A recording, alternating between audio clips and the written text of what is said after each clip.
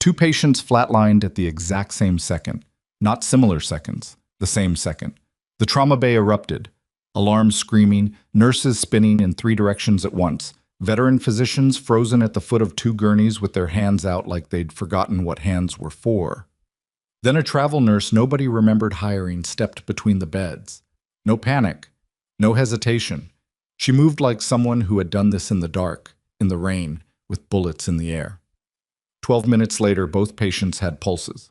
Outside, black SUVs were already pulling into the parking lot of Riverside Crest Medical Center, and a Navy Vice Admiral was walking through the front doors asking for someone named Phoenix.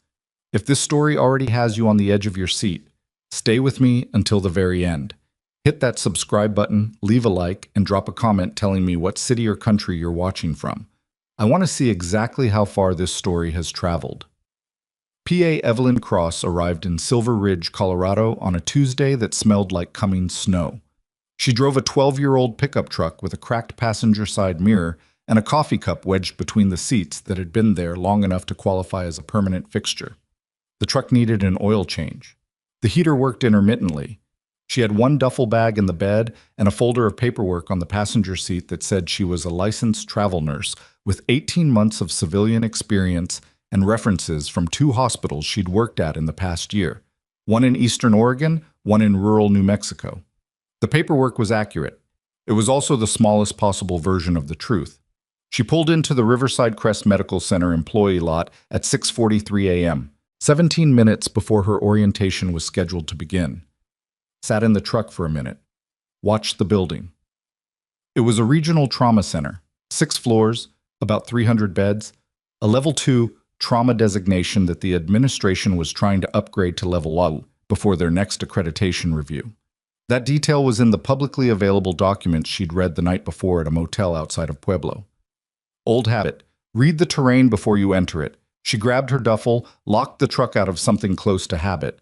Silver Ridge was a safe enough town that most people didn't bother, and walked through the employee entrance at 6:46. The woman at the orientation desk gave her a badge and a packet and pointed toward a conference room without making eye contact. "Orientation's in there. You're the last one." "I'm early," Evelyn said. "Dr. Crow likes people to be very early." Evelyn filed that away and went into the room. There were 4 other new staff members seated around a long table. 2 RNs, a surgical tech, and a respiratory therapist who looked like he was still finishing his coffee. Evelyn took a chair near the end of the table. She set her duffel under her seat, folded her hands, and waited. Dr. Nathan Crow came in at exactly 7 o'clock. He was the kind of man who considered punctuality a personality trait. Early 50s, square-shouldered, silver-haired in the careful way of someone who thought silver hair made him look distinguished rather than just older. Chief of surgery at Riverside Crest for 11 years. His introduction made sure everyone in the room knew that within the first 3 sentences. He walked the length of the table, glancing at each of them in turn like he was assessing produce at a market. When he reached Evelyn, he paused. "Travel nurse," he said. It wasn't a question. He'd clearly already read the files. "Yes, sir." "From?" He glanced at the folder his assistant had handed him. "Most recently, Grants, New Mexico. Community hospital." He made a sound that wasn't quite dismissive and wasn't quite anything else. A sound that established, cleanly and economically, that he was not particularly interested in community hospital nurses. "We're a level 2 trauma center. The pace here is different from what you're used to." "Understood." He looked at her for another second, as if waiting for her to add something, a credential, an anecdote, something that would make her worth a longer look. She didn't give him one. He moved on. The orientation lasted 90 minutes. Crow spent 40 of them discussing his personal surgical record and the department's performance metrics under his leadership. The remaining 50 covered actual hospital protocols. Evelyn took notes on everything. On the protocols, not on Crow. She was assigned to the trauma and emergency unit under the floor charge nurse, a woman named Marisol Vega, who was efficient, fair, and chronically understaffed. Marisol gave her a 12-second tour of the supply room, a 30-second overview of the EMR system Riverside Crest used, and then said, "Bay 4 needs a line drawn. Can you do that without me watching?" "Yes." "Then do it." Evelyn did it. She also restocked the crash cart in Bay 2 without being asked. Because it was low, and someone should have caught that during the morning check. Marisol noticed. She didn't say anything, but she noticed. The first 2 weeks were like that. Evelyn did her job. She showed up on time, sometimes early. She made no errors on documentation. She assisted in 3 minor trauma cases and handled them without incident. She was quiet in the break room, ate lunch at irregular hours, and didn't volunteer much about herself when the other nurses asked the usual getting-to-know-you questions. Where are you from originally? Various places. Married? No. What made you go into nursing? I like being useful. Technically all true, all spectacularly incomplete. The other nurses mostly left her alone after that, not out of hostility, just out of the reading that some people were sociable and some people weren't, and this one clearly wasn't, and that was fine. Dr. Crow, for his part, seemed to assign her the cases he considered least urgent or most tedious. Wound irrigation, IV management for post-surgical patients, discharge paperwork for the beds that needed to cycle through. She did it all without complaint, which seemed to mildly irritate him, as if he'd been expecting her to buckle or push back, and her simple compliance denied him whatever response he'd been building toward. On her third Thursday, he stopped her in the hallway outside the trauma bay. Mrs. Cross. Ms., she said. He didn't adjust. I've been looking at your patient throughput. Your charting is adequate, but I've noticed you have a tendency to spend more time with patients than the floor schedule allows. We run a tight operation here. I understand. The patient in room 14 was showing early signs of compartment syndrome that hadn't been flagged yet. I wanted to make sure the note was in the chart before the attending came in. A pause. Compartment syndrome. Left lower leg. Consistent with the mechanism of injury and the soft tissue presentation. I noted it and flagged the attending at shift change. He looked at her.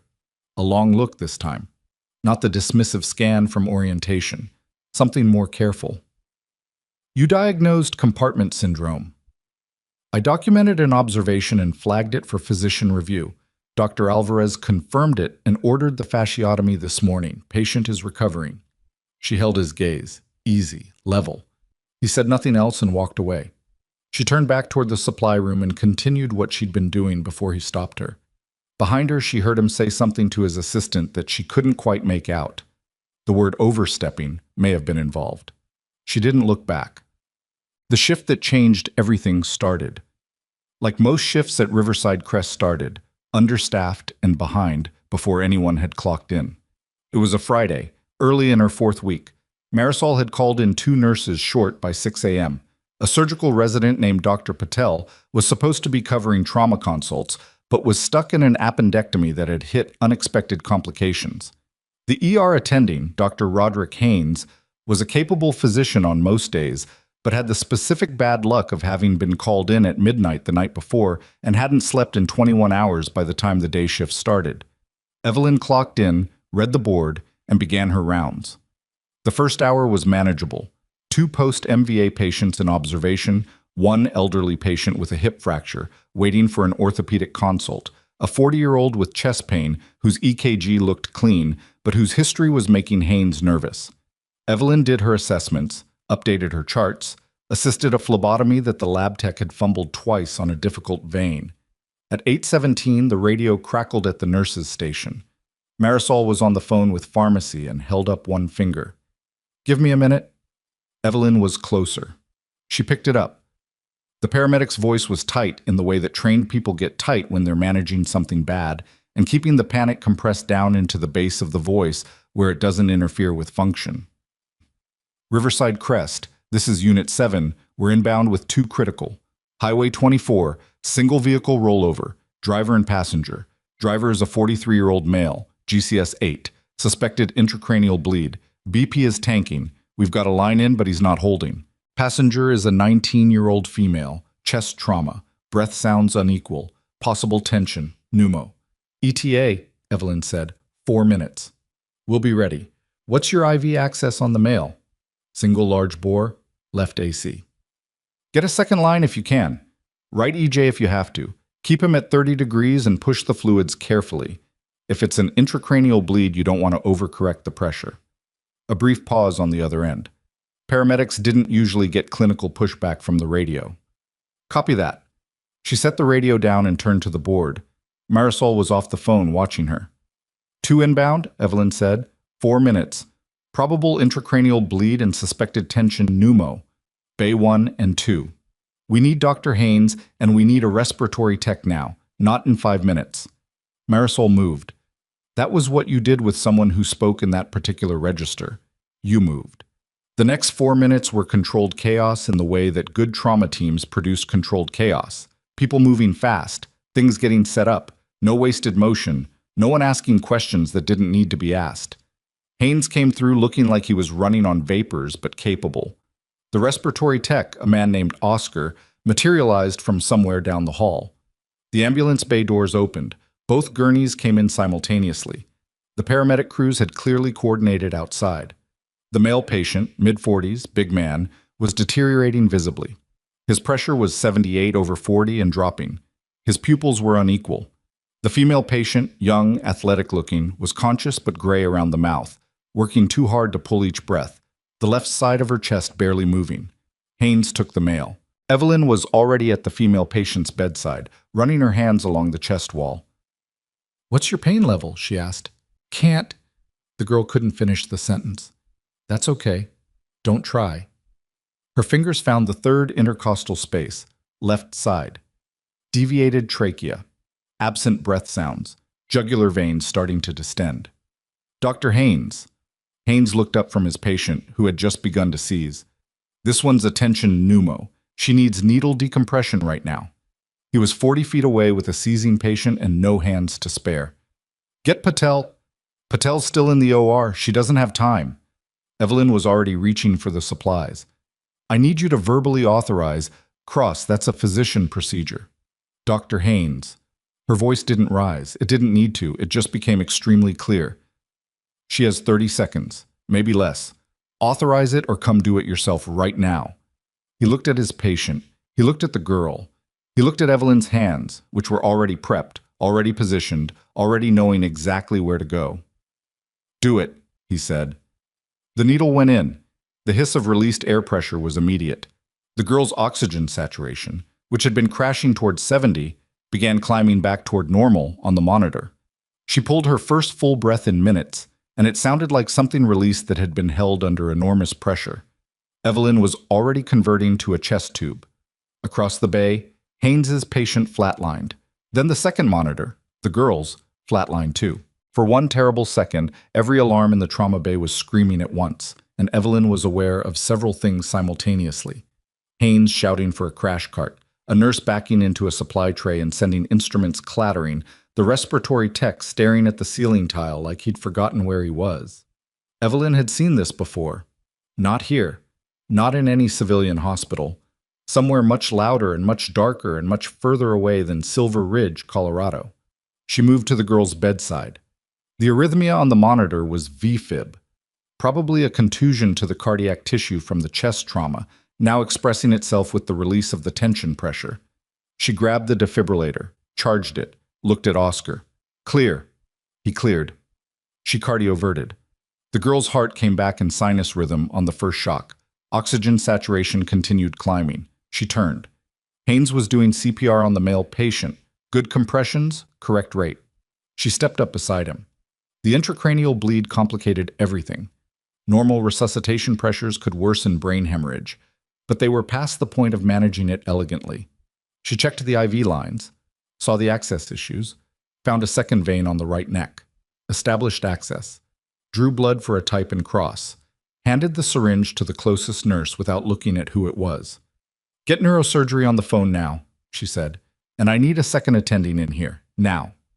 Haynes kept doing CPR. "You a doctor?" he said between counts. "No." "Then what the hell? Keep pushing." She adjusted the vasopressor drip that had been running. "His pressure needs to be here, not here. If you correct it too far, you're going to blow out the bleed." The male patient's heart came back 4 minutes later. Unequal pupils remained. There was likely the significant intracranial damage. But he had a pulse. He had a blood pressure. He had a chance, which 30 seconds ago he hadn't. Neurosurgery arrived at a run. Evelyn stepped back. She found a wall and stood next to it. Her hands were completely steady. Her breathing was even. She was aware of a fine layer of sweat on her forehead that she hadn't noticed until just now. Marisol was at her elbow. The charge nurse was looking at her with an expression that Evelyn had seen before too, the expression of someone recalibrating a calculation they thought they'd already finished. You certified for chest tubes? Yes. Defibrillation? Yes. That pressure management on the TBI patient, traumatic brain injury management, you maintain cerebral perfusion pressure in a specific range. Too low and you lose brain tissue from ischemia. Too high with an active bleed and you... She stopped. It's covered in the advanced trauma certification curriculum. Marisol said nothing for a moment. Then, go chart it while it's fresh. Evelyn went and charted it. She was halfway through her documentation when Dr. Crow appeared in the doorway of the charting room. He stood there long enough that she looked up from the keyboard. I heard there was a situation, he said. 2 critical traumas. Both patients stabilized. Dr. Haynes is the attending of record. He'll have the full narrative in the chart. Crow stepped into the room. He wasn't looking at her with the same half-dismissive assessment as before. He was looking at her like he was trying to solve a problem, and the pieces weren't behaving the way the pieces were supposed to behave. They're saying you ran those bays. Dr. Haynes ran both bays, I assisted. They're saying... He stopped, started again. A chest tube. That's not a nursing procedure. Dr. Haynes authorized it verbally under emergency exception. It's documented. And the TBI pressure management. Clinical recommendation to the attending, also documented. You're a travel nurse from a community hospital in New Mexico.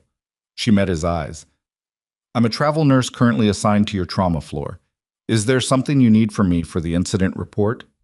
The silence stretched in the particular way silence is stretched when someone wanted to say something and was deciding whether the thing they wanted to say would cost them more than it was worth. He left without saying it. The rest of the shift moved in the way shifts moved after a major event. The adrenaline had passed, the paperwork was accumulating, and everyone was operating slightly slower than normal and pretending they weren't. Evelyn finished her charting, completed her remaining patient rounds, assisted with a dressing change on a surgical patient in 8B who'd been difficult with the other nurses and was inexplicably cooperative with her, and clocked out at 7:06 p.m. She was in the parking lot, 12 steps from her truck, when her phone buzzed. Not the personal cell. The other one. The one that lived in the inside pocket of her jacket and had a number known to approximately 4 people on Earth, none of whom she'd heard from in 14 months. She stopped walking, looked at the screen. The message was 3 words and a set of coordinates. Active. Come now. She stood in the parking lot of Riverside Crest Medical Center in the dark, with the Rocky Mountain cold coming down off the peaks, and the lights of Silver Ridge spread out below the hospital hill, and she read those 3 words twice. Then she put the phone away, unlocked her truck, and drove to the motel. She had a bag she could pack in under 4 minutes. She'd packed it under 2 when circumstances required. She sat on the edge of the motel bed, and she thought about the 2 patients she'd stabilized today, and the chart notes she'd left, and the fact that neither of them were likely to know who it was that had made the decisions that kept them alive. Then she opened her laptop and ran a search on the coordinates. A location in western Montana. Remote. The kind of terrain you chose when you didn't want to be found, or when you were keeping something, or someone, that you didn't want found. She stared at the screen for a long time. Outside, she heard a vehicle pull slowly through the motel parking lot. She didn't look up from the screen, but she tracked the sound, the speed, the pattern of the engine, the specific absence of a second pass. Not surveillance, just a late-night arrival at the motel. She exhaled, reached under the bed and pulled out the second duffel, the one that wasn't packed with nursing scrubs and certification folders. The one she hadn't opened in 6 months and had been hoping, in the particular quiet and cautious way she'd been hoping for a while now, that she wouldn't need to open again. She set it on the bed next to her. Didn't open it yet. Just put her hand on it. The coordinates in Montana. The 3-word message. The number that only 4 people knew. 14 months of silence. Then this.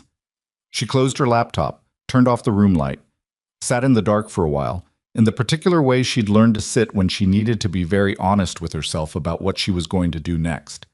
In the morning, she drove back to Riverside Crest, clocked in, put on her badge, went to Bay 4 to check on the young woman from the accident, who was awake now, confused about where she was, asking for her mother. She's on her way, the overnight nurse told the girl. Evelyn checked the chest tube drainage, proper output, good color, lung reinflating clean on the morning x-ray. She stood at the foot of the bed for a moment. The girl was 19 years old. She was going to be fine. Evelyn initialed the chart and moved on to the next patient. She would not answer the coordinates. Not yet. But she kept the phone in her jacket all day, and she checked it twice more before noon, and the message was still there. Same 3 words, waiting with the patience of something that knew it would eventually be answered. 3 days after that, Dr. Crow called her into his office. She'd half expected this.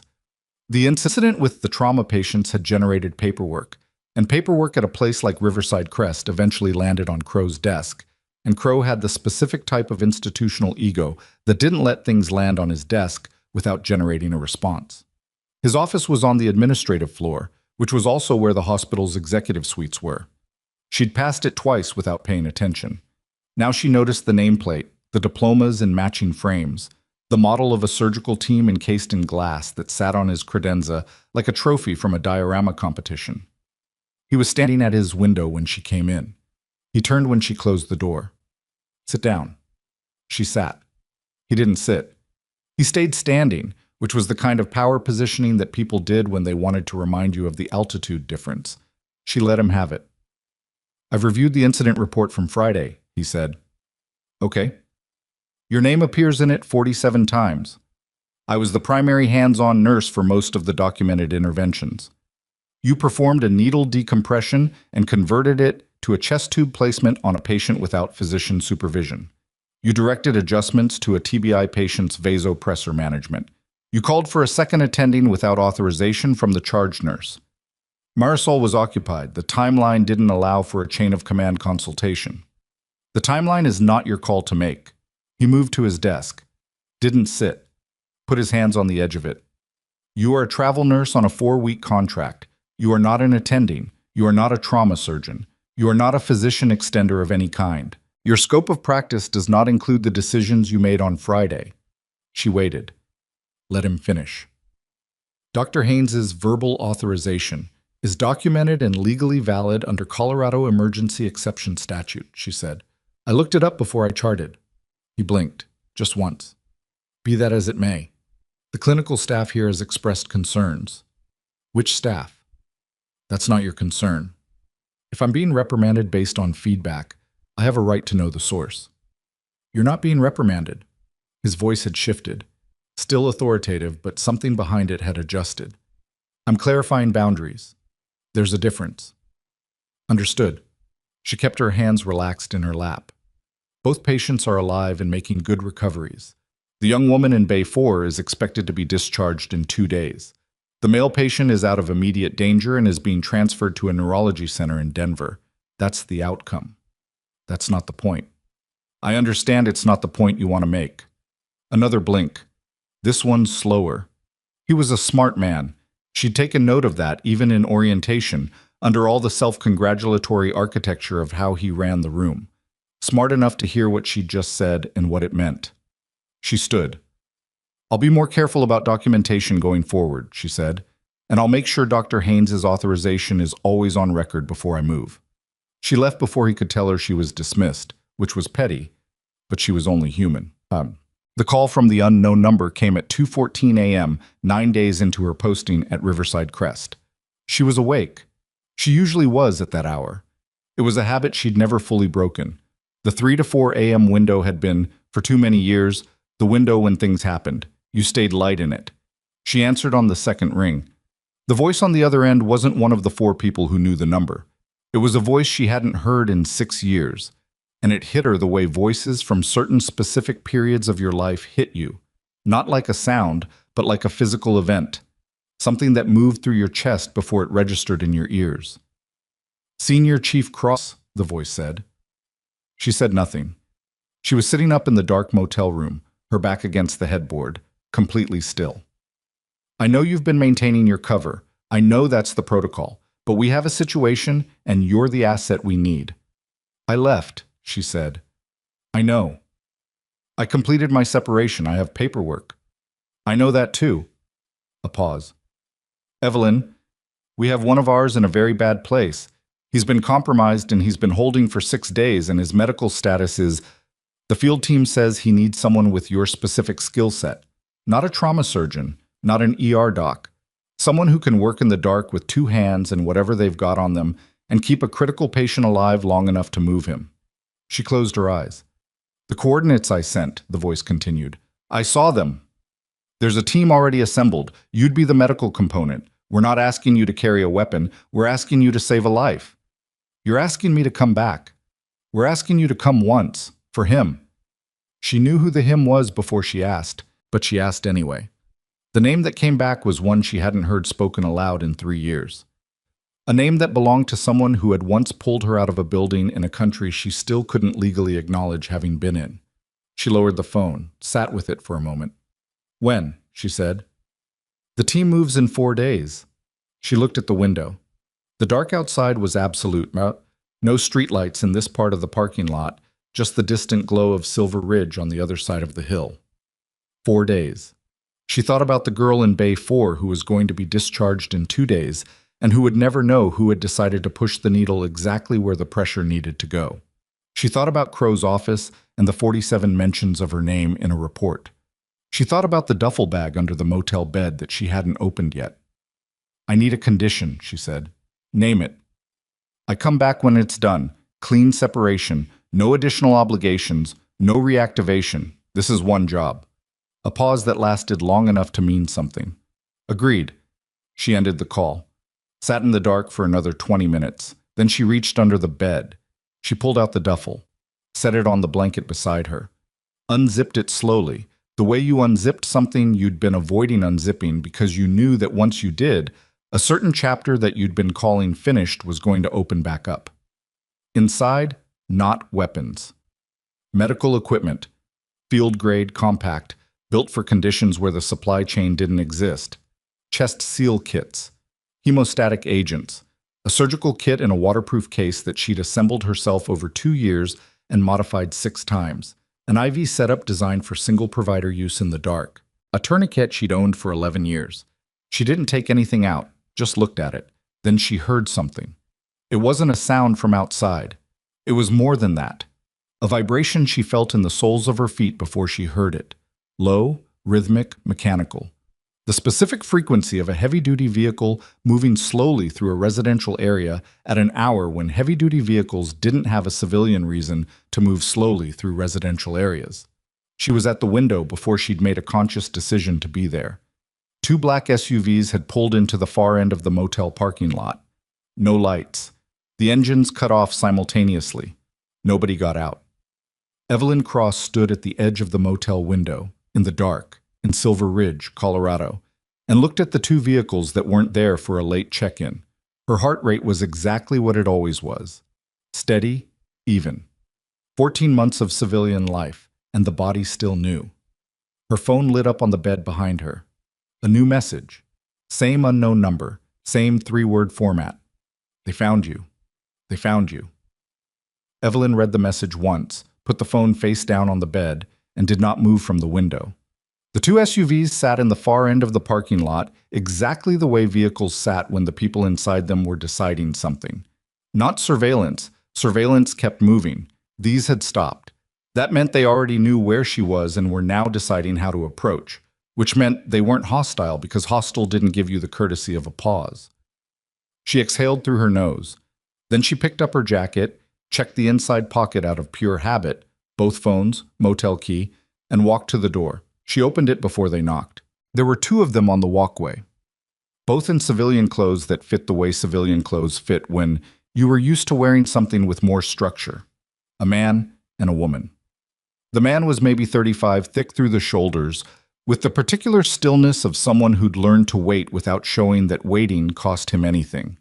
The woman was older, mid-40s, short hair, a badge lanyard tucked inside her jacket that she made no move to display.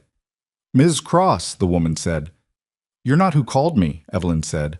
No, we're logistics. The person who called you sent us to move you. Move me where? Somewhere that isn't here. There was a compromise on the secondary channel about 4 hours ago. This location was flagged. Evelyn looked at them both for another second. Read what she could read. Then she stepped back from the door. 5 minutes, she said. She didn't give them more than 4. The first duffel, scrubs, paperwork, civilian life, she left on the bed. The second one she zipped and lifted and carried out to the black SUV without any particular expression on her face. And the 2 people who'd come to move her didn't comment on what she was carrying or what she was leaving behind. They drove for 40 minutes, out of Silver Ridge proper, and up into the foothills on the western side to a property that had the look of a hunting lease. A main house, 2 outbuildings, a gravel drive with a gate that required a code. Inside the main house, there were 3 more people, a table covered in maps and equipment, and a coffee maker that someone had recently used. Evelyn poured herself a cup and stood at the edge of the room and assessed. The maps were of a region in western Montana she recognized from the coordinates. Mountainous. Limited road access. 1 primary structure visible in the satellite imagery pinned to the center of the table. The structure had the footprint of a converted agricultural building, the kind of footprint that showed up in remote areas when someone wanted space and solitude and didn't want the architectural profile of something that looked deliberate. Briefings at 0600, the woman said from behind her. Then I'm going to sleep, Evelyn said. Where? She was shown to a back room with a cot and a wool blanket and a window that looked out at the dark hillside. She lay down on the cot without unpacking anything, set her internal clock the way she'd always been able to set it, imprecisely, by maybe 12 minutes in either direction, which was close enough, and closed her eyes. She didn't sleep well, she almost never did. But she rested, which was the practical substitute, and at 5:48 she was up and had found the bathroom and was back at the table with a second cup of coffee when the others started filtering in at 6. The briefing was run by a man she'd never met in person, but whose voice she recognized from the phone call 2 nights ago. He introduced himself as Garrett, which was almost certainly not his name, and he had the manner of someone who'd run enough of these things that the performance of them no longer registered as performance. It was just procedure. He laid out the situation in the compressed specific language that she recognized from a different chapter of her life, the chapter that the 2 duffels represented in their own way. The asset being held was named Marcus Dole, Special Operations.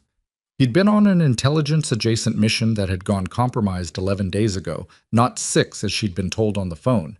Someone had been managing the timeline to reduce the apparent urgency, which was either a security protocol or bureaucratic ass covering, and either way it made her jaw tighten. 11 days. Field conditions. Unknown medical status because the last confirmed contact was 8 days ago through a secondary channel that went dark the same night the location was identified. What do we know about his physical condition at last contact? She said. Ambulatory. Communicating. He reported a wound to the right side upper quadrant. He described it as manageable. That was 8 days ago. Yes. An upper right quadrant wound that was manageable 8 days ago could be a lot of things by now. Depending on mechanism and depth, you're looking at possible liver involvement, possible bowel, possible slow bleed that's been accumulating for a week. Or it's a deep graze and he's fine. We don't know. That's why you're here. She put her coffee down, looked at the map. Extraction plan. He walked her through it. It was a reasonable plan in the way that plans made under time and information pressure were reasonable, adequate for the known variables, fragile to anything unexpected, dependent on a 4 to 6 hour window where the opposition's patrol pattern had a gap that the surveillance team had identified over the past 3 days. She asked 7 questions, got useful answers to 5 of them, filed the other 2 as things she'd have to improvise around and moved on. The team moved out at 400 hours. She would tell no one at Riverside Crest where she'd gone. When she returned 31 hours later, she would tell Marisol she'd had a family emergency that had resolved. Marisol would look at her face and not ask a follow-up question, which was the correct response to a face like the one Evelyn was wearing when she came back. She was back in Silver Ridge by the time the highway collapse happened, but not by much. She'd returned at 4 a.m. on a Wednesday, slept 2 hours in the second motel she'd moved to, different property, edge of town, and was at Riverside Crest by 7, badge on, scrubs fresh, face carrying the specific flatness of someone who had not slept enough and was not going to discuss it. Marisol looked at her at the start of the shift and said, "You okay?" "I'm here," Evelyn said. Marisol let it go. That was one of the things Evelyn had come to appreciate about the charge nurse. She had a working knowledge of when pushing would produce information and when it wouldn't, and she didn't waste energy on the second category. The morning was routine. 2 post-surgical patients, a pediatric fever that had been admitted overnight and was trending toward discharge, a man in his 60s with atrial fibrillation that his cardiologist was managing remotely and which required Evelyn's involvement primarily in the form of accurate monitoring and meticulous documentation. At 11:47 a.m., the ceiling shook. It wasn't dramatic. It wasn't a movie moment. It was a low, sustained vibration that moved through the building structure, through the floors, up the walls. And then a sound that arrived after the vibration, a deep tectonic boom of something very large failing very suddenly somewhere close by. The overhead lights flickered. The backup system kicked in. The cardiac monitor on the 60-year-old patient, alarmed briefly, recalibrated, continued. Evelyn was already at the hallway when the radio at the nurse's station erupted. The dispatch voice was controlled in the way that people were controlled when they were reporting something catastrophic, and had decided that the most useful contribution they could make was to stay controlled while they reported it. A section of the Highway 7 elevated interchange, the one that ran over the River Gorge, the main arterial into Silver Ridge from the north, had experienced a structural failure. 3 vehicles had gone into the collapse zone. A semi-hauling construction materials had jackknifed across the adjacent span and blocked the secondary route. Emergency services were being routed through the mountain pass, which added 40 minutes to every response time. The ER attending today was Dr. Priya Bansal, who had been at Riverside Crest for 3 years and was good at what she did and was currently looking at the radio with the expression of someone rapidly recalculating every assumption they'd made about how today was going to go. Crow appeared from the administrative wing. He moved faster than Evelyn had seen him move before, still contained, still projecting the specific authority of someone who believed that authority was its own form of competence, but moving. Bansal, he said. Status. Unknown number of casualties. Inbound time unknown due to route complications. I'm standing up mass casualty protocol now. Do it. I want trauma surgical on standby, and I want the OR team on immediate call. He scanned the floor. His eyes passed over Evelyn the way they usually passed over her. Not dismissively, exactly, but without slowing. Get your travel nurses on basic triage and patient management. Keep the experienced staff for critical bays. Basic triage. Patient management. Evelyn heard it. Marisol heard it too. She caught the charge nurse's expression for a half second before Marisol smoothed it back to neutral and turned to start making calls. Evelyn went to prep supplies. She pulled from the trauma stock methodically, chest seal kits, tourniquet sets, airway management equipment, and staged them in the bays in an order that made operational sense. Most likely needs first, specialty equipment accessible, but not cluttering the primary workspace. She'd done this so many times in so many configurations that her hands moved independently of her thoughts, which freed her thoughts to work on the variables she didn't know yet. Number of casualties, unknown. Mechanism of injury, structural collapse plus vehicle impact, which meant crush injuries, blast pattern trauma from the collapse debris, possible drowning if any vehicles went into the gorge water. Age range, unknown. That section of 7 ran past 3 elementary schools that used the interchange for bus routes in the morning, but it was nearly noon, which changed the demographic profile significantly. She was still thinking through it when the first ambulance arrived. The first wave was 4 patients in 12 minutes. The second wave, 7 minutes after that, brought 3 more. The third wave arrived with 2 ambulances running parallel and a fire department rescue vehicle that had come over the pass and carried 2 patients who had been extracted from a vehicle that went partially over the collapsed section. A minivan, driver, and 1 rear passenger, both alive, both critical. The ER was full in under 30 minutes in the way that mass casualty events filled emergency departments. Not gradually, not in a way that allowed for measured response, but all at once. The ceiling of capacity hit and then exceeded before the systems designed to manage capacity had time to fully engage. Bansal was running the board. She was good at it, allocating resources, calling priorities, keeping her voice even in the specific way that attending physicians learn to keep their voices even because the emotional temperature of the room tracked the emotional temperature of the doctor. And if the doctor sounded scared, everyone got scared and scared. People made worse decisions. She was doing her job correctly. She was also getting behind. Not badly. Not catastrophically.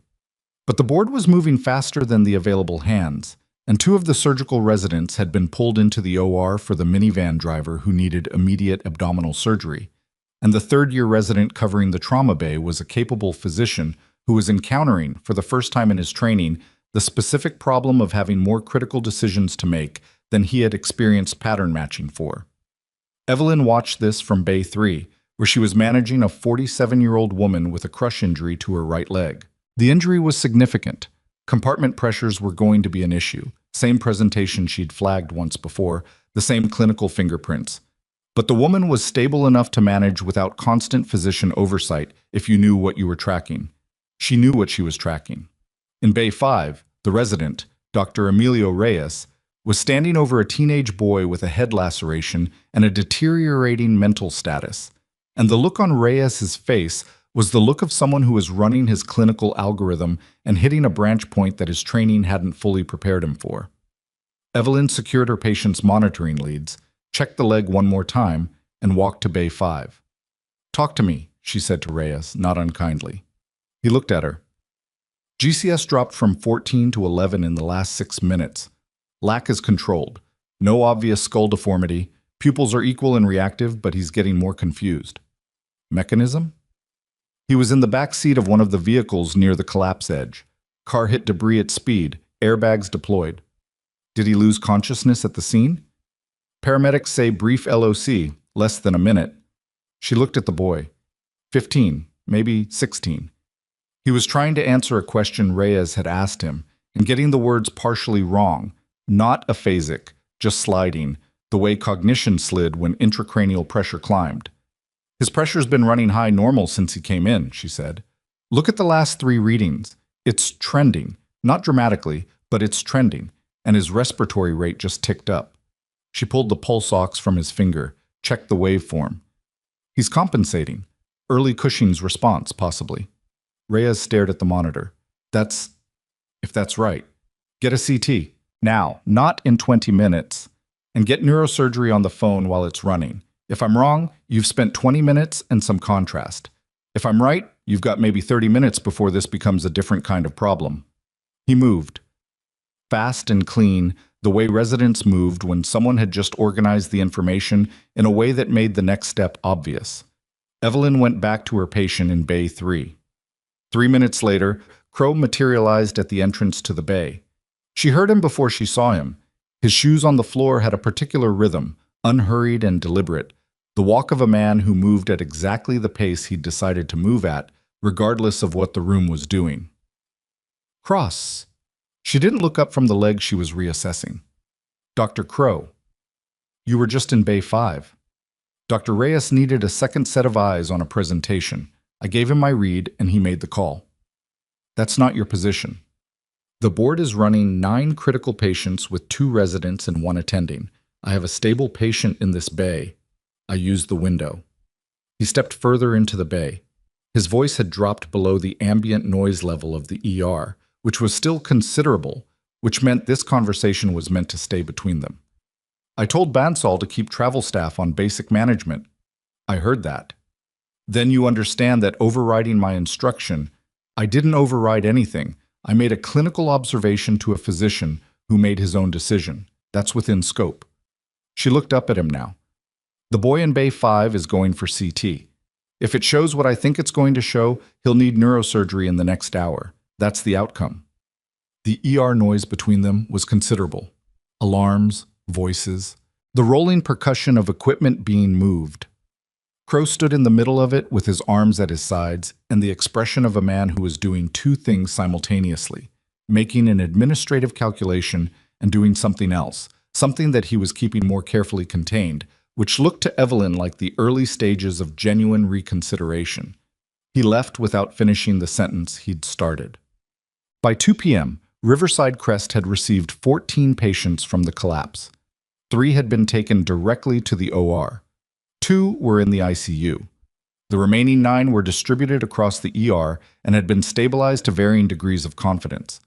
The teenage boy in Bay 5 came back from CT with a subdural hematoma. Small, but expanding. Neurosurgery was in with him inside 40 minutes. He went to the OR at 2:23. Evelyn didn't hear about it directly.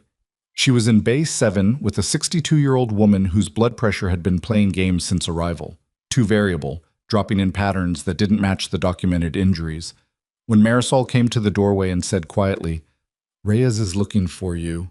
Bay 5 kid is going to the OR." "Good," Evelyn said and turned back to her patient.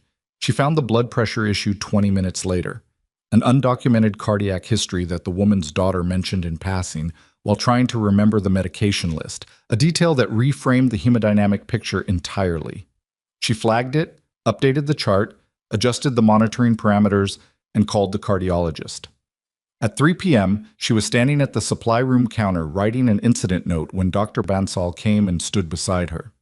Bansal was a compact woman with dark hair pulled back and the energy of someone who had been running at high capacity for 3 hours and was managing it, but only just. She didn't say anything immediately. She stood next to Evelyn and looked at the same middle distance for a moment. "The subdural in Bay 5, she said finally. "I saw the preliminary read." If that had gone to CT 20 minutes later, Bansal stopped, started again differently. "Reyes said you caught it." "Reyes caught it. I gave him a differential." "He said you gave him a differential in about 40 seconds. Evelyn put her pen down. "I've seen that presentation before." "Where?" The question was direct and genuine, and Evelyn looked at Bansal's face and saw that the attending wasn't asking to gather ammunition or to challenge. She was asking because she actually wanted to know, in the way that good physicians wanted to know things because understanding the source of useful clinical information was itself useful clinical information. "Environments where imaging wasn't immediately available," Evelyn said. "You learned to catch it earlier." Bansal looked at her for a moment, then nodded once and walked away. It was Crow who came to her at the end of shift, not the administrative confrontation energy of before. He found her in the break room at 6:45, when most of the day shift had already turned over to evenings, and the ER had come down from the mass casualty tempo to something closer to its normal difficult hum. She was sitting with a cup of coffee she hadn't been drinking, staring at the table. He sat down across from her, which was unexpected enough that she actually looked at him. 14 in, he said. 3 surgical, 2 ICU. The rest managed. He paused. Reyes's subdural is out of the OR. Surgeon says the timing was right. Good. It was good work today. She waited. There was more coming. There always was with Crow. He never opened a conversation with the actual point. "I've been looking at your employment records," he said. "The 2 hospitals before us, Oregon and New Mexico. Your supervisors wrote good evaluations, but both of them said the same thing in different words. That you were difficult to place because you were overqualified for the positions you applied for. Travel nurses take what's available. That's not an answer. It's the answer I have." He put both hands flat on the table. It was a gesture that looked unconscious, the kind of thing people did when they were about to say something they hadn't fully decided to say yet. "My surgical record is very good. 11 years as chief, complication rate below the state average. OR efficiency in the top quartile regionally. I know what I'm doing in that building." He tipped his head toward the hallway, toward the hospital beyond it. "And I know when I'm looking at someone who also knows what they're doing." Evelyn said nothing. "What I don't know," he continued, "is what you're doing here. And I don't mean Riverside Crest. I mean Silver Ridge. I mean travel nursing." He held her eyes. "I mean this." The break room was quiet around them. The refrigerator hummed. Somewhere down the hall, an IV pump alarmed briefly, and someone silenced it. "You assigned me to basic triage this morning," she said. "I know." In the middle of a mass casualty event. He didn't look away. "I know that too." She picked up her coffee. It was cold. She drank some of it anyway. "I'm here because I needed somewhere to be for a while. That's as honest as I can make it. And Silver Ridge is somewhere." She set the cup down. "I'm good at my job, Dr. Crow. I always have been. I'm not here to cause problems or take anyone's position or prove anything to anyone." He was quiet for a moment. Then, "The woman with the cardiac history in Bay 7, you caught the hemodynamic inconsistency. Her daughter mentioned a medication. You knew what the medication meant before the daughter finished the sentence. I was watching." He paused. "That's not community hospital experience." She stood, picked up her cup. "I'll be here for the morning shift." She was almost out of the break room when he said, quietly enough that she almost didn't hear it. "I owe you an apology." She stopped, didn't turn around. "You don't owe me anything. The orientation, the assignments, the way I've spoken to you in front of staff. Dr. Crow," she put her hand on the door frame, "save it for the next person you underestimate before they've had a chance to show you what they can do. That's more useful." She walked out. She was 4 steps down the hallway when her phone buzzed. The second phone. She already knew before she pulled it from her pocket that it wasn't going to be anything simple. The message was longer this time, not 3 words. A full paragraph, encrypted header. The format she recognized from active mission communications. The format she hadn't seen directed at her in 14 months. The format that meant someone above Garrett's pay grade was now involved. She read it once in the hallway while a nurse wheeled a patient past her, and the overhead PA called for an attending in the ICU, and the building went on being a hospital around her, indifferent to what was happening in her pocket. Then she read it again. The operation in Montana had produced something unexpected.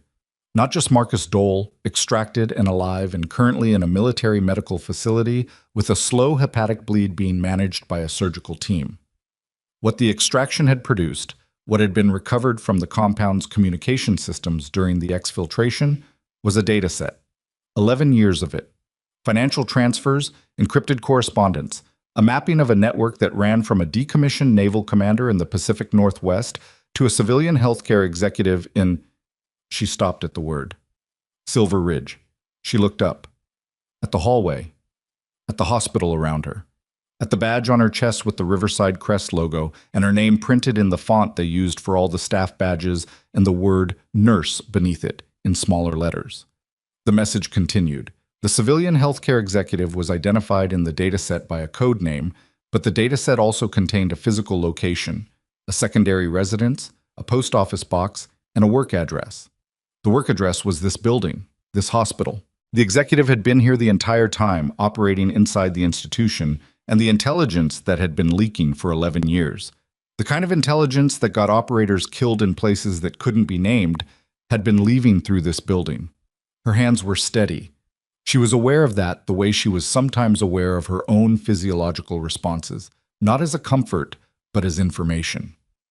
At the end of the hallway, the elevator doors opened, and Dr. Crow stepped out with the hospital's executive director, Philip Sterrett, both of them in conversation, both of them walking toward the administrative wing, and Sterrett was laughing at something Crow had said, head tilted back, completely at ease.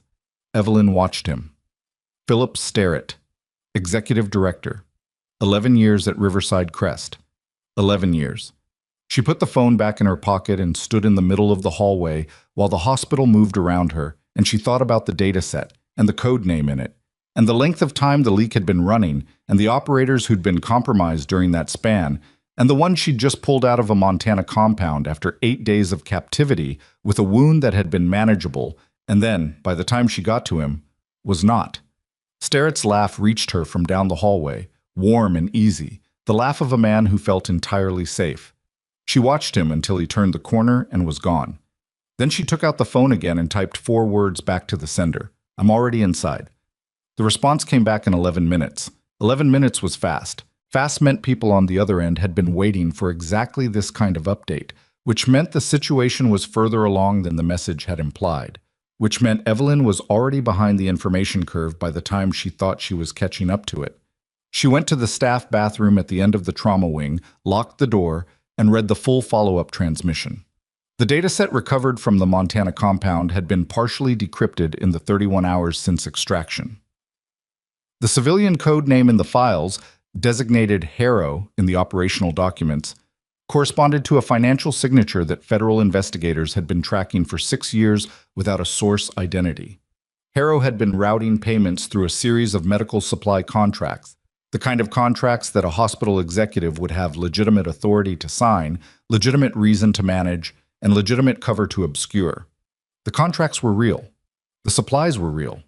The payments that went sideways inside those contracts were not. 11 years. 7 confirmed operator deaths that could be traced, with the recovered data, to compromised mission parameters. 3 more probable. Marcus Dole had been number 11. She put the phone in her pocket and looked at her reflection in the bathroom mirror for a moment. Not for any particular reason. just to have something steady to look at while she organized what came next. What came next was that she needed to go back out onto that floor and finish her shift and not give Philip Sterrett, or anyone near Philip Sterrett, any indication that the ground under his feet had just changed permanently. She ran the water, dried her hands, went back out. Sterrett was gone from the hallway by the time she returned, which was fine. She didn't need to see him again tonight. She needed to observe without being observed, which was a different thing, and which required that she look exactly like what she appeared to be. A travel nurse finishing a long shift after a mass casualty event, tired, unremarkable, already thinking about the parking lot and the drive back to the motel. She spent the last 90 minutes of her shift doing exactly that. Finishing charts, checking her 2 remaining patients, giving a thorough handoff to the evening nurse, a quiet man named Dennis, who took notes and asked good questions. She said goodnight to Marisol, who was still at the station, still running on what Evelyn estimated was hour 13 of what had been scheduled as a 10-hour shift. Go home, Evelyn told her. 20 minutes, Marisol said, which meant 40. Evelyn drove back to the motel, sat in the truck in the parking lot for 3 minutes, then went inside and called the number that Garrett had given her. Not the one that had sent the transmissions, but a direct line, a voice line, the kind of communication that left a different kind of record and was therefore used when the situation required clarity over caution. He picked up on the second ring. I know who Harrow is, she said. A pause. Not surprised that Garrett didn't do surprise, or if he did, he'd learned to keep it somewhere it couldn't be heard. Tell me, she told him. Name, title, institution, 11 years, the supply contracts. While she talked, she heard typing on his end, quiet and continuous, the sound of information being routed upward through a chain she couldn't fully see. When she finished, he said, Can you confirm direct access to the subject? He walks the floor I work on. Yes. We need 48 hours to build the federal component. Arrests without that documentation are dismissible. He needs to go down clean. I understand that. In the meantime, cross. His voice shifted slightly. Not softer, more careful. He doesn't know what was recovered. As of now, he has no reason to believe the compound material is compromised, but if something tips him, nothing will tip him from my end. There's another variable. He paused. The naval commander on the other side of this, Admiral retired Victor Hess, Pacific Northwest, that's confirmed now. He's been dark since the Montana operation. We think he knows the compound was hit. We don't think he knows yet what was recovered, but he's not static. If he moves, then your 48 hours gets shorter. Yes. She looked at the ceiling of the motel room. Water stain in the corner, shaped like a badly drawn state of Ohio. Then I'd suggest your people move faster. She ended the call. Lay back on the bed without taking her shoes off and stared at the Ohio-shaped stain and thought about Victor Hess going dark and what dark meant for a man who'd spent 30 years learning how to make problems disappear before they became problems. She was back at Riverside Crest at 7 the next morning. The shift was quiet by the previous day's standards, 2 overnight traumas, both managed by the night team, both stable. The mass casualty paperwork from the highway collapse was generating administrative work that had pulled Crow into his office for most of the morning, which meant the floor ran on Bansal and Marisol and the residents, which in Evelyn's experience meant it ran better. She watched Sterrett twice that morning without watching him. The first time was at 8:40, when he came through the ER on what appeared to be an administrative walkthrough, the kind of thing executives did periodically to demonstrate investment in clinical operations. He moved through the space with the ease of someone who knew it well, nodding at staff, pausing at the nurse's station to ask Marisol something about supply delivery timelines. His affect was pleasant, completely normal. The affect of a man who had woken up that morning with no reason to believe anything had changed. Evelyn was on the other side of the bay, documenting, and she did not look up from her screen. The second time was at 11:15 when she passed him in the hallway outside the administrative wing. He was coming out of a conference room with 2 people she recognized as department heads, mid-conversation, carrying a portfolio under his arm. He glanced at her the way administrators glanced at floor staff, a registering look, not an engaging one, and continued past without slowing. She continued past without slowing either. In the break room at noon, she ate half a sandwich and drank coffee and thought about the supply contracts and the 11 years and tried to construct the logic of it from the inside. An executive in an institution like this had access to a specific kind of information, not operational military detail, not classified mission parameters. What he had access to was personnel movement, medical logistics, the administrative scaffolding around deployments. The kind of background data that looked like nothing individually and became a targeting map in aggregate. You didn't need to know the mission to compromise the operator. You needed to know that a specific person with a specific medical record and a specific set of institutional affiliations was moving through a specific region at a specific time. That was enough.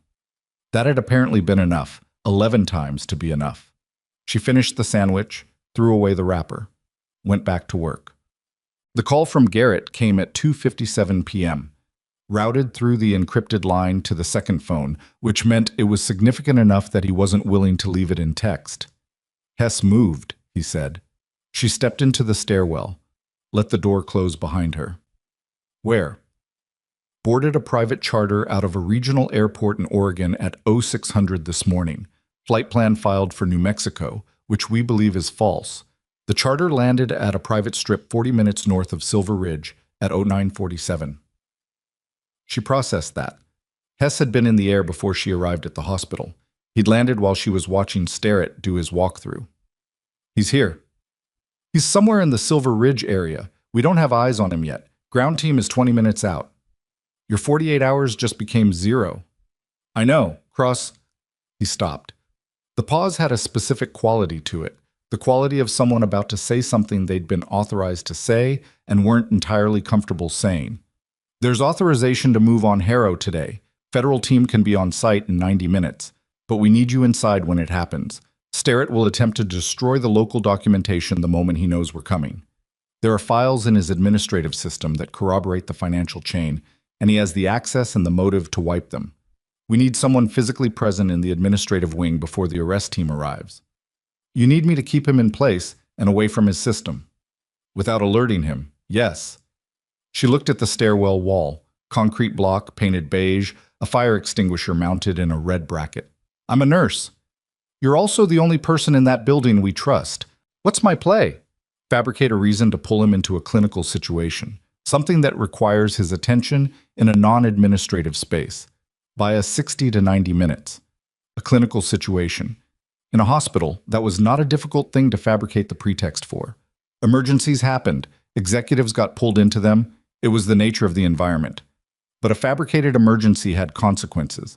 Other staff would respond. Resources would be allocated. She wasn't going to manufacture a patient crisis. I'll find another approach, she said. I'll find another approach. 90 minutes. She put the phone away, stood in the stairwell for 30 seconds, then pushed through the door and walked toward the administrative wing. The approach she found was simple because the best approaches usually were. Starrett's assistant, a young man named Ben who had the organized efficiency of someone who'd found his professional niche and was content in it, sat at a desk outside the executive suite. Evelyn had spoken to him twice before, briefly, during administrative errands. He knew her face and her badge, and not much else. She went to his desk. I need 10 minutes with Mr. Starrett, she said. It's about the mass casualty supply depletion from yesterday. Dr. Crow asked me to bring it directly to administration before end of day. Ben checked his screen. He's got a call at 3:30. I'll be quick. He knocked on the inner door, relayed the message, and waved her in. Starrett's office was a corner room with windows on two sides and a view of the mountain range to the west, that on a clear day was probably excellent, and today was partially obscured by cloud. He was standing at his desk when she came in, the portfolio from this morning open in front of him, a pen in his hand. Ms. He checked the badge. Cross.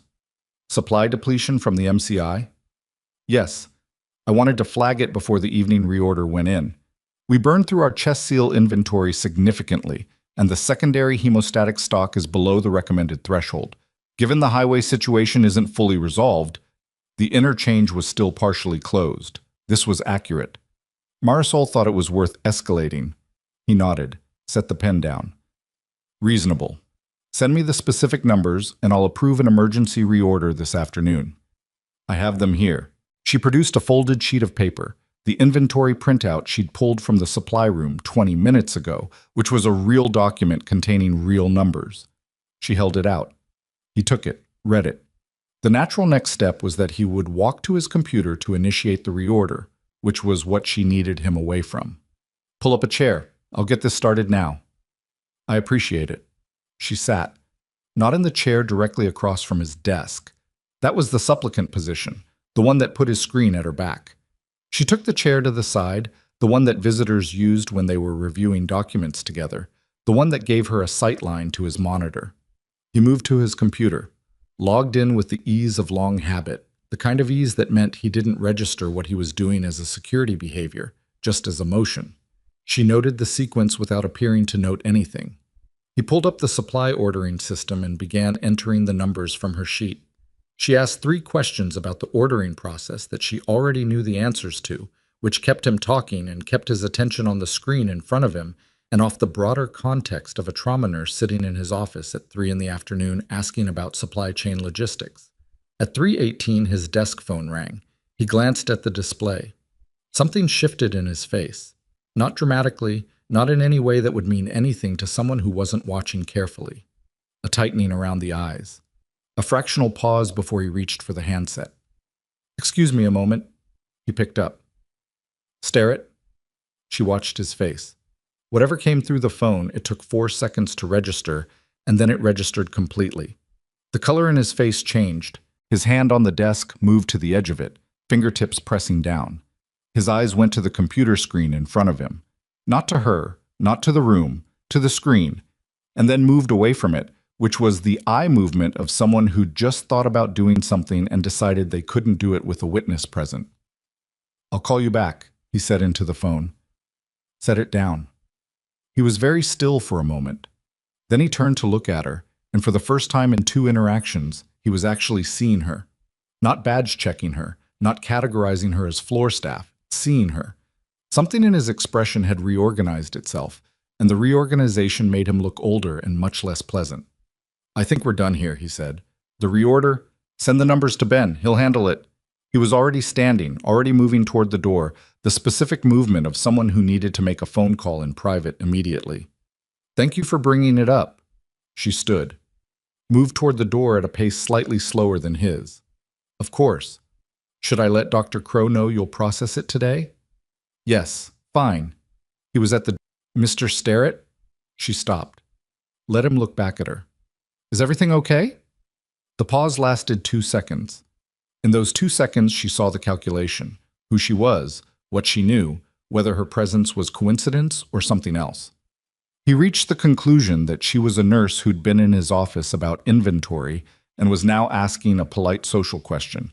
"Everything's fine," he said, and opened the door. She walked out, down the hallway, past Ben's desk, around the corner and out of sight line from the executive suite. Then she pulled out the phone and typed, "He just got tipped. Moving now. You have less than 30. The response came in 40 seconds. "Team is 12 minutes out. Hold position." She looked at the hallway. 12 minutes. Sterrett was in his office making a phone call and deciding how fast he could move. His computer, the one with the corroborating financial files, was sitting logged in on his desk, because she'd been there when he logged in, and she'd been there when he stood up and he hadn't logged out, because logging out in front of her would have been a tell. The administrative wing had 1 elevator and 1 staircase. The elevator was at the far end. The staircase was 10 feet from the executive suite door. She walked back down the hallway, past Ben's desk. Ben looked up. "I forgot the inventory sheet," she said. He buzzed her through. She opened the inner door. Sterrett was on his cell phone, back to the room, facing the window with the mountain view. At the sound of the door, his shoulders went rigid. He turned. The computer screen was still lit, still logged in the supply ordering system, but the supply ordering system sat inside the same administrative login that accessed everything else. "I told you we were done," he said. The pleasantness was entirely gone. What was underneath it was controlled and cold in the way of someone who was used to managing situations and was currently managing this one. "I know." She stood in the doorway, didn't move further in, just stood there. "I just wanted to be here when they arrived." He stared at her. The phone call he'd been on, She could hear the tinny sound of a voice still talking through the handset. Went silent. "Who are you?" he said.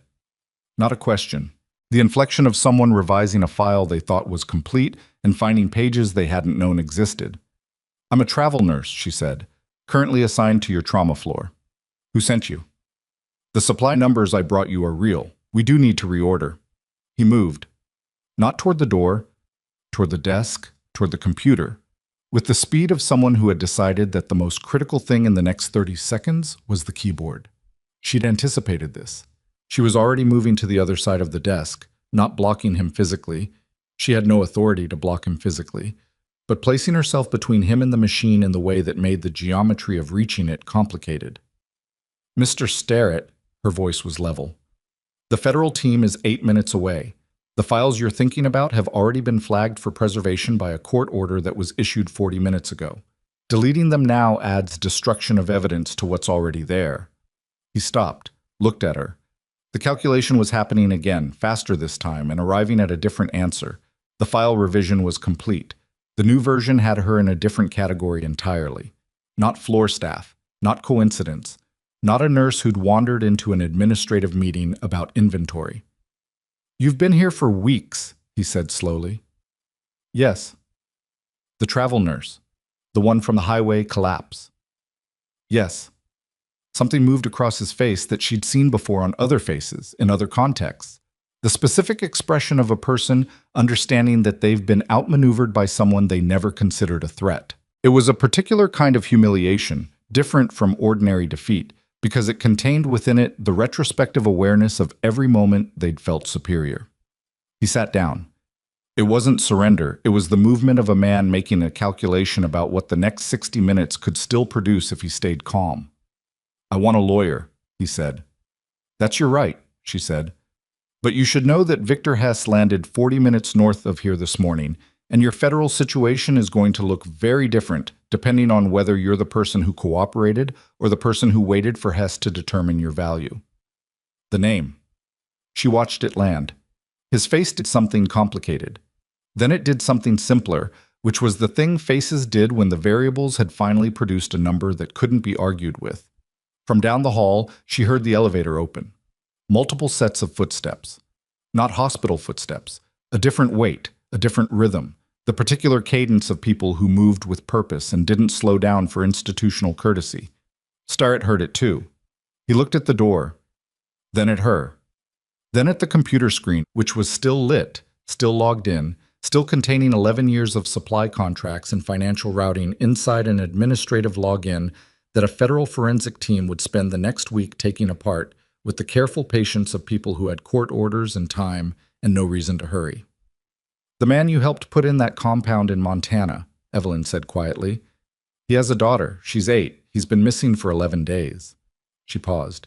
"She got her father back yesterday." Sterrett looked at his hands on the desk. The footsteps in the hallway stopped outside the door. 3 sharp knocks. Then, "Federal agents, Mr. Sterrett, please step away from the desk." Evelyn moved to the side of the room, clear of the door, and watched Philip Sterrett, executive director, 11 years, supply contracts and dead operators, and a code name that had taken 6 years to trace, stand up from his chair and put his hands where they asked him to put them. She was still standing there when the second agent came through the door and looked at her badge and said, "Ma'am, I'm going to need you to step out." She stepped out. In the hallway, Ben was on his feet behind his desk, face white, watching federal agents come through the administrative wing like weather. 2 more were already at the filing room. 1 was stationed at the elevator. She walked past all of it, toward the stairwell, toward the clinical floors where her patients were and her charts were, and the work she'd actually come here to do was waiting. She pushed through the stairwell door and found Victor Hess on the other side of it. He was alone. That was the first wrong thing. A man of his background, in a situation this compromised, arriving at a hospital where his network was in the process of collapsing, he should not have been alone. He was in his late 60s, heavy-set, in civilian clothes that were slightly wrong for the weather, and he was holding a phone in his hand and looking at her with the expression of someone who had come here expecting to find Sterrett, and had instead found something he didn't have a name for yet. For 2 seconds, neither of them moved. Then Hess said very quietly, "Phoenix." She heard the name the way she'd heard it the night the SUVs pulled into the motel parking lot. Not as a surprise, as a confirmation. "Admiral," she said. Her voice was completely even. "You should put the phone down." He looked at it. At her. At the door behind her, through which the sounds of federal agents in the administrative wing were now clearly audible. "It's over," she said.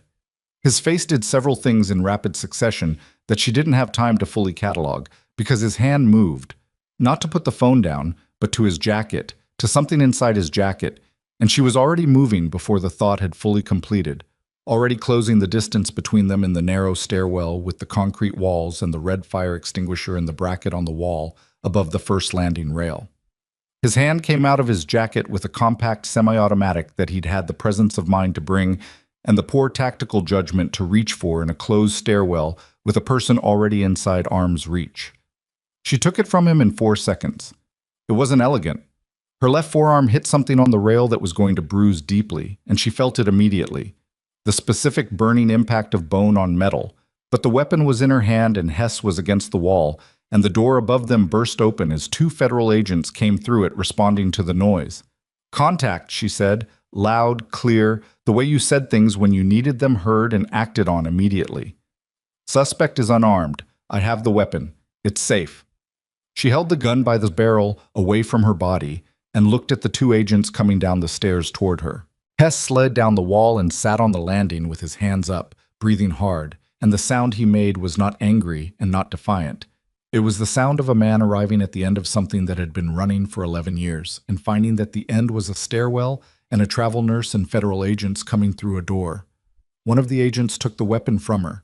The other had Hess in cuffs before he'd finished catching his breath. The first agent looked at her badge, at her hands, which were steady, at the bruise already developing on her forearm where it had hit the rail. "Are you injured?" "I'm fine," she said. "Ma'am, I need you to come with me. I have patients on the 4th floor." He looked at her for a moment with an expression that suggested he'd dealt with a lot of situations in his career and was uncertain which category this one belonged to. "I'll need a statement." "I know. Get Hess secured first. I'll be on the 4th floor when you need me." She reached past him and pushed the stairwell door open. "It's the next exit up."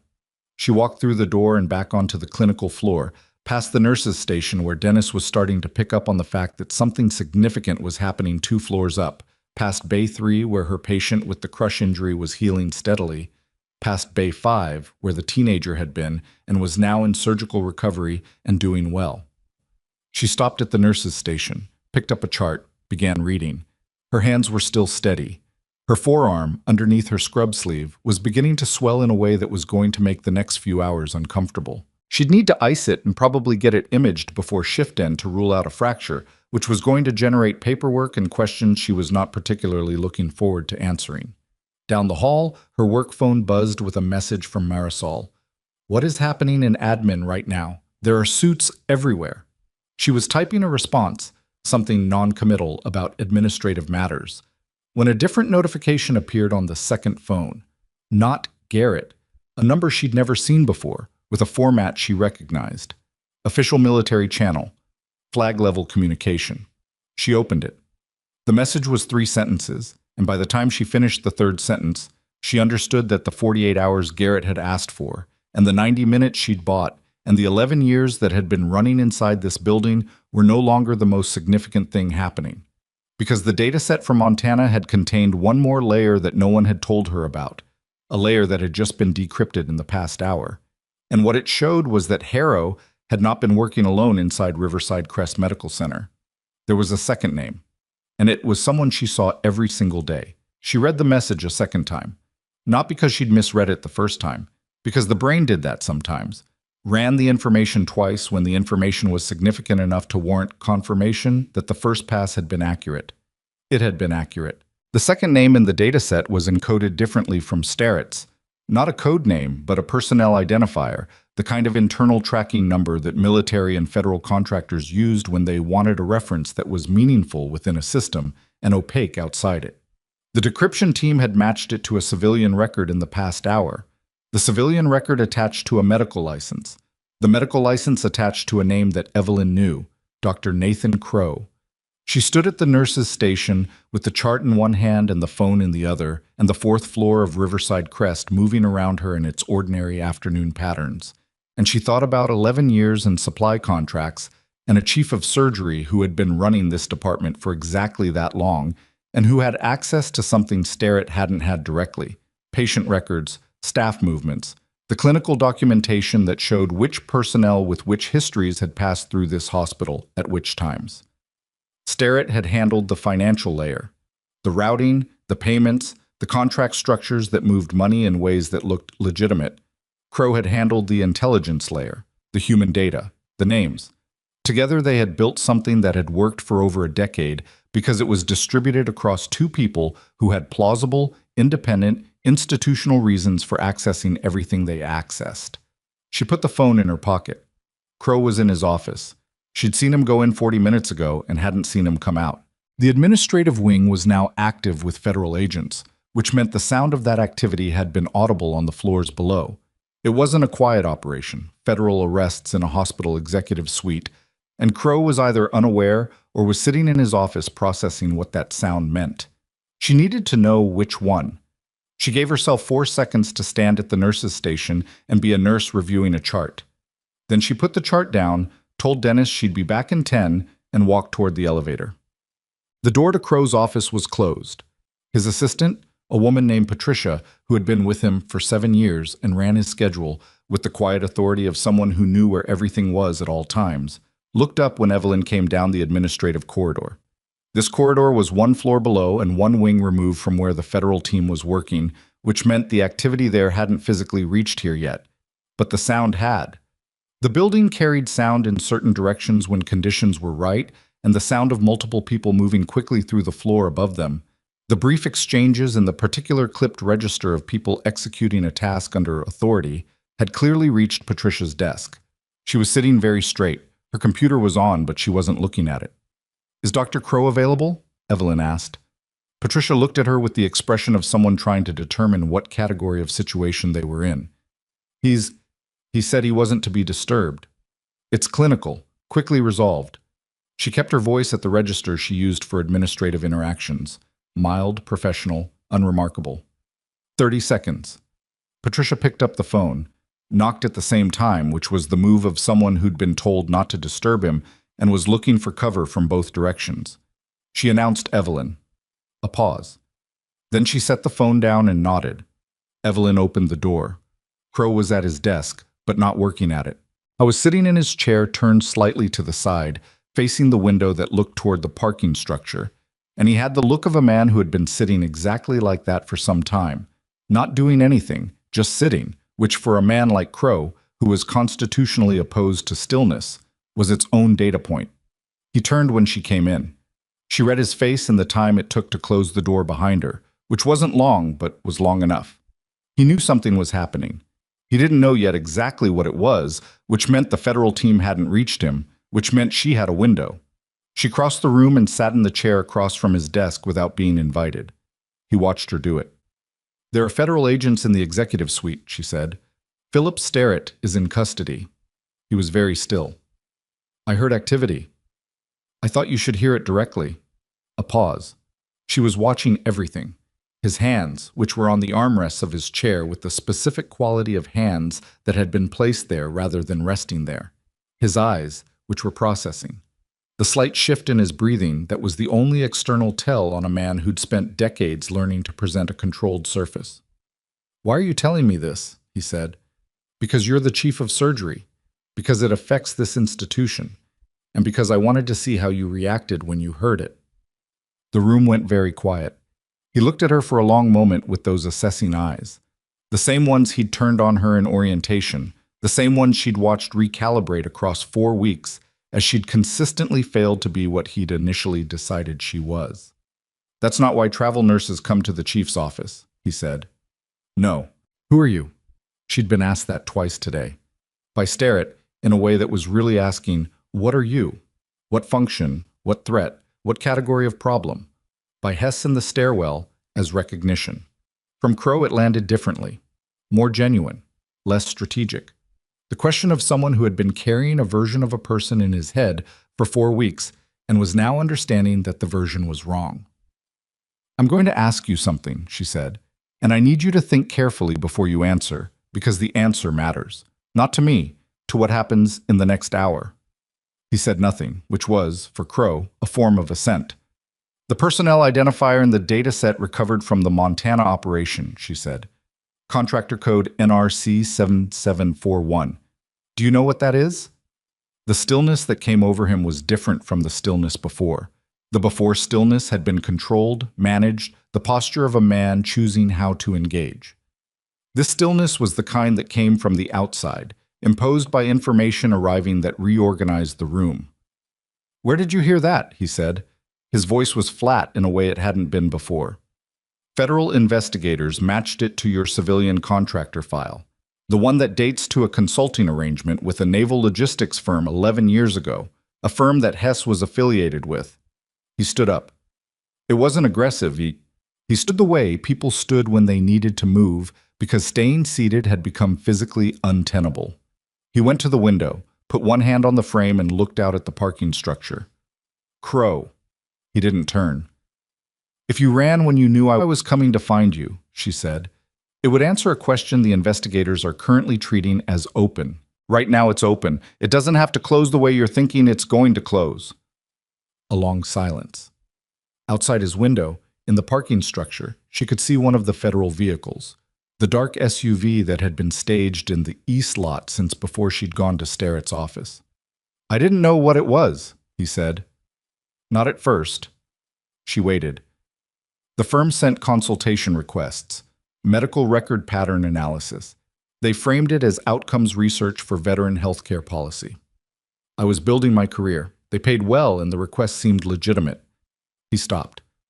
"By the time I understood what the data was being used for, I was already—" He stopped again. "Already in," she said. "Already in." He turned from the window. His face had changed in the way faces changed when the structure they'd been maintaining came down. Not collapsed, but visibly unsupported. He looked his age, and then a little older than that. "I never had names. I want you to understand that. I never knew who was being targeted. I provided aggregate data, clinical profiles, movement patterns from medical records, nothing that I thought could— 7 operators are confirmed dead, 3 more probable." She said it evenly, not cruelly, but without the softening he might have wanted. The aggregate data was the targeting mechanism. The names came from the aggregates.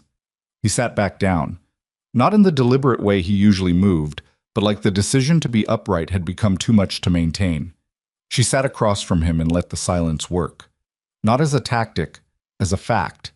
The silence was what the situation actually was, and dressing it in language wasn't going to change its dimensions. "What happens now?" he said. "Federal agents will come to this office, probably in the next 20 to 40 minutes. What happens in that conversation is substantially determined by what you've done before they arrive." He looked at his computer. She knew the thought, the same thought Sterrett had had, the instinct toward deletion that was human and understandable and would have made everything worse. "Don't," she said. He looked at her. "Whatever's in that system that connects to NRC 7741, leave it there. Document destruction at this point adds a charge and removes the only leverage you have, which is the capacity to be useful to investigators working the Hess side of this. Hess is the primary target. You're the institutional layer. That's a meaningful difference if you let it be one. You're advising me. I'm telling you what I know about how this works." He stared at the desk. His hand moved slightly toward the keyboard and then moved away. "Why would you—" He stopped, started differently. "I've been making your professional life difficult for 4 weeks. You have. I assumed you were— I know what you assumed." He was quiet. Then, "I owe you an apology."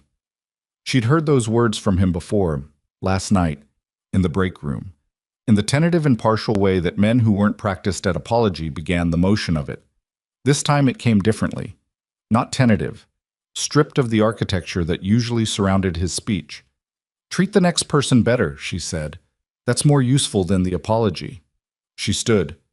He looked up at her from the chair, and he looked for the first time like a person rather than a position. Diminished and human and sitting with the weight of a specific kind of reckoning that would take years to fully work through. She didn't feel satisfaction about it.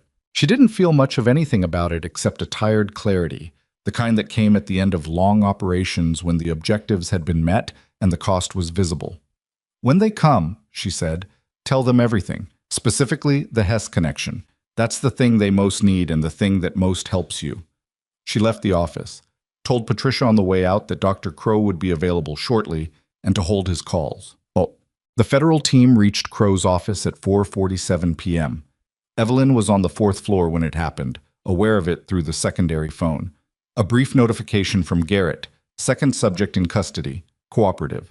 She was standing at Bay 4, reviewing the discharge paperwork for a post-surgical patient who was going home tomorrow, and she noted the message and put the phone away and kept working. The fourth floor didn't know what was happening 2 floors below it. Marisol's messages had continued, a stream of increasingly specific questions as the afternoon progressed and the administrative disruption became impossible to ignore. And Evelyn had answered them in the minimal way that was honest without being informative. Federal matter. Administrative, not clinical. Marisol had the intelligence to read between those particular lines and the professionalism not to push further while the floor had patients to manage. At 5:30, the federal agent who told her to come with him in the stairwell, she'd learned his name was Special Agent Dario Voss, came to the fourth floor and found her at the nurses' station. "Statement," he said, not unkindly, but with the efficiency of someone who had been running at high operational tempo for several hours and was still not done. "I know." She logged her current note, told Dennis she'd be back, and walked with Voss to a small conference room that had been commandeered for federal use. 2 other agents were there, a recorder, a form on the table. She gave her statement in the precise, sequential way she'd been trained to give reports, chronologically, specifically, without editorializing. The stairwell encounter with Hess, the weapon, the sequence of actions, her forearm, which she'd had imaged on a break, and which had produced a hairline fracture of the ulna that was going to require a brace for 3 weeks, and was currently producing a specific aching throb that she was managing by not moving it unnecessarily. "You need that looked at," Voss said, glancing at the forearm. "I've had it looked at. I have a brace to pick up from the orthopedic clinic tomorrow." "You disclosed the injury at the time of the encounter?" "I disclosed that I was uninjured at the time of the encounter. I was managing the situation. The injury was not affecting my function." A beat. "It still isn't." He wrote something on the form. She couldn't tell what. "Miss Cross, I need to ask you directly. Your role here today. You were contacted by federal personnel prior to the arrests. You facilitated access to the subject. You physically intervened with an armed individual in a stairwell." He looked up. "Your employment record says you're a travel nurse." "It does." "That's not what today looked like." "I'm a travel nurse who had a previous career with different skill sets. The previous career ended. The nursing career is real. Both things are true simultaneously." He held her gaze for a moment, then wrote something else. "We'll need your contact information for follow-up. You have it through the channel that reached me initially." He nodded once, closed the folder. "You're free to go back to your floor." She stood. At the door she stopped. "Hess. Secured. Being transported to a federal facility tonight." "And Sterrett." "Same." She nodded and went back to her floor. By 7 o'clock, Riverside Crest was running on institutional confusion and rumor. The federal presence had been significant enough and visible enough that the staff had stopped pretending they weren't aware of it. The ER was operating normally because emergencies didn't pause for administrative crises, but the administrative wing was closed, and Crow's absence from the floor had been noted, and the hospital board's legal representative had arrived at 6:15 and was in a conference room with people Evelyn didn't recognize. She stayed on shift until 7:30, finishing her documentation, completing her patient handoffs, and doing the ordinary work of a nurse at the end of a 12-hour day. Her forearm ached steadily. She'd taken ibuprofen at 5 and would take more when she got back to the motel. At 7:20, Marisol found her in the charting room. The charge nurse came in and closed the door and sat down across from her and looked at her with the particular directness of a woman who had decided she'd been patient long enough. "Tell me what I actually need to know," Marisol said. "Not the version for the administrators. The version for the person who runs this floor." Evelyn looked at her. She thought about what Marisol actually needed. Not the full operational picture, not the classified layers, but the clinical and institutional information that would let her do her job in the days ahead. Sterrett and Crow are both in federal custody, she said. The nature of the charges is federal, and I can't speak to specifics. The hospital will have an interim leadership structure in place by tomorrow. Your floor is not implicated in anything. The issue was entirely at the executive and administrative level. And you? I'm a travel nurse on a 4-week contract. Evelyn. Marisol's voice had dropped the professional register entirely. I've been running trauma floors for 12 years. I know what different kinds of nurses look like. I knew from your first week that you were something else. I didn't push because... She paused. Because you were doing good work, and the patients were benefiting, and that seemed like the part that mattered. But I need to know if you're going to be here tomorrow. The question was practical and personal simultaneously. Whether Evelyn was operationally committed to the floor, but also whether Marisol's read of her as someone worth trusting had been correct. I'm going to be here tomorrow, Evelyn said. As long as the contract runs, I'm here. Marisol looked at her for a moment longer. Then she stood up. Your forearm, she said. Get the brace tonight, not tomorrow. I will. And eat something. You didn't have dinner. She left. Evelyn sat in the charting room for a moment longer, listening to the floor, the monitors, the call buttons, the specific acoustic texture of a hospital at the beginning of night shift, and thought about the data set and the second name and the hairline fracture and the 8-year-old girl in a naval family somewhere who had her father back. Then she finished her chart, logged out, and went to get her jacket. The parking lot at 7:45 was the particular post-shift quiet that large institutions generated, the changeover done, the day staff gone, the night staff inside, the lot between full and empty.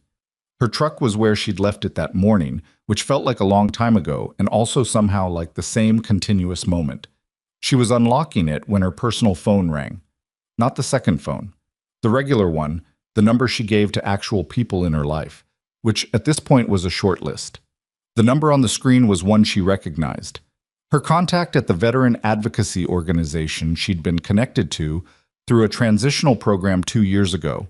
A woman named Sylvia Oakes, who ran the medical liaison branch and who Evelyn had spoken to maybe 4 times total, always briefly, always in the context of administrative transitions between postings. Sylvia didn't call at 7:45 on a workday without a reason. She answered. Evelyn. Sylvia's voice had the particular quality it had when she was managing something she didn't want to manage. I'm sorry to call you outside business hours. It's fine. What is it? I got a call this afternoon from someone at the Department of the Navy, a Vice Admiral, Miriam Solis. A pause. She's been trying to reach you through official channels, but your file has been in a restricted status for, she said, 14 months. Evelyn stood next to her truck in the parking lot and looked at the mountains to the west, which were going dark against a sky that was still carrying some light in the upper registers. She left a contact number, Sylvia said. She asked me to give it to you directly. She said, another pause, and Evelyn could hear Sylvia reading from a note.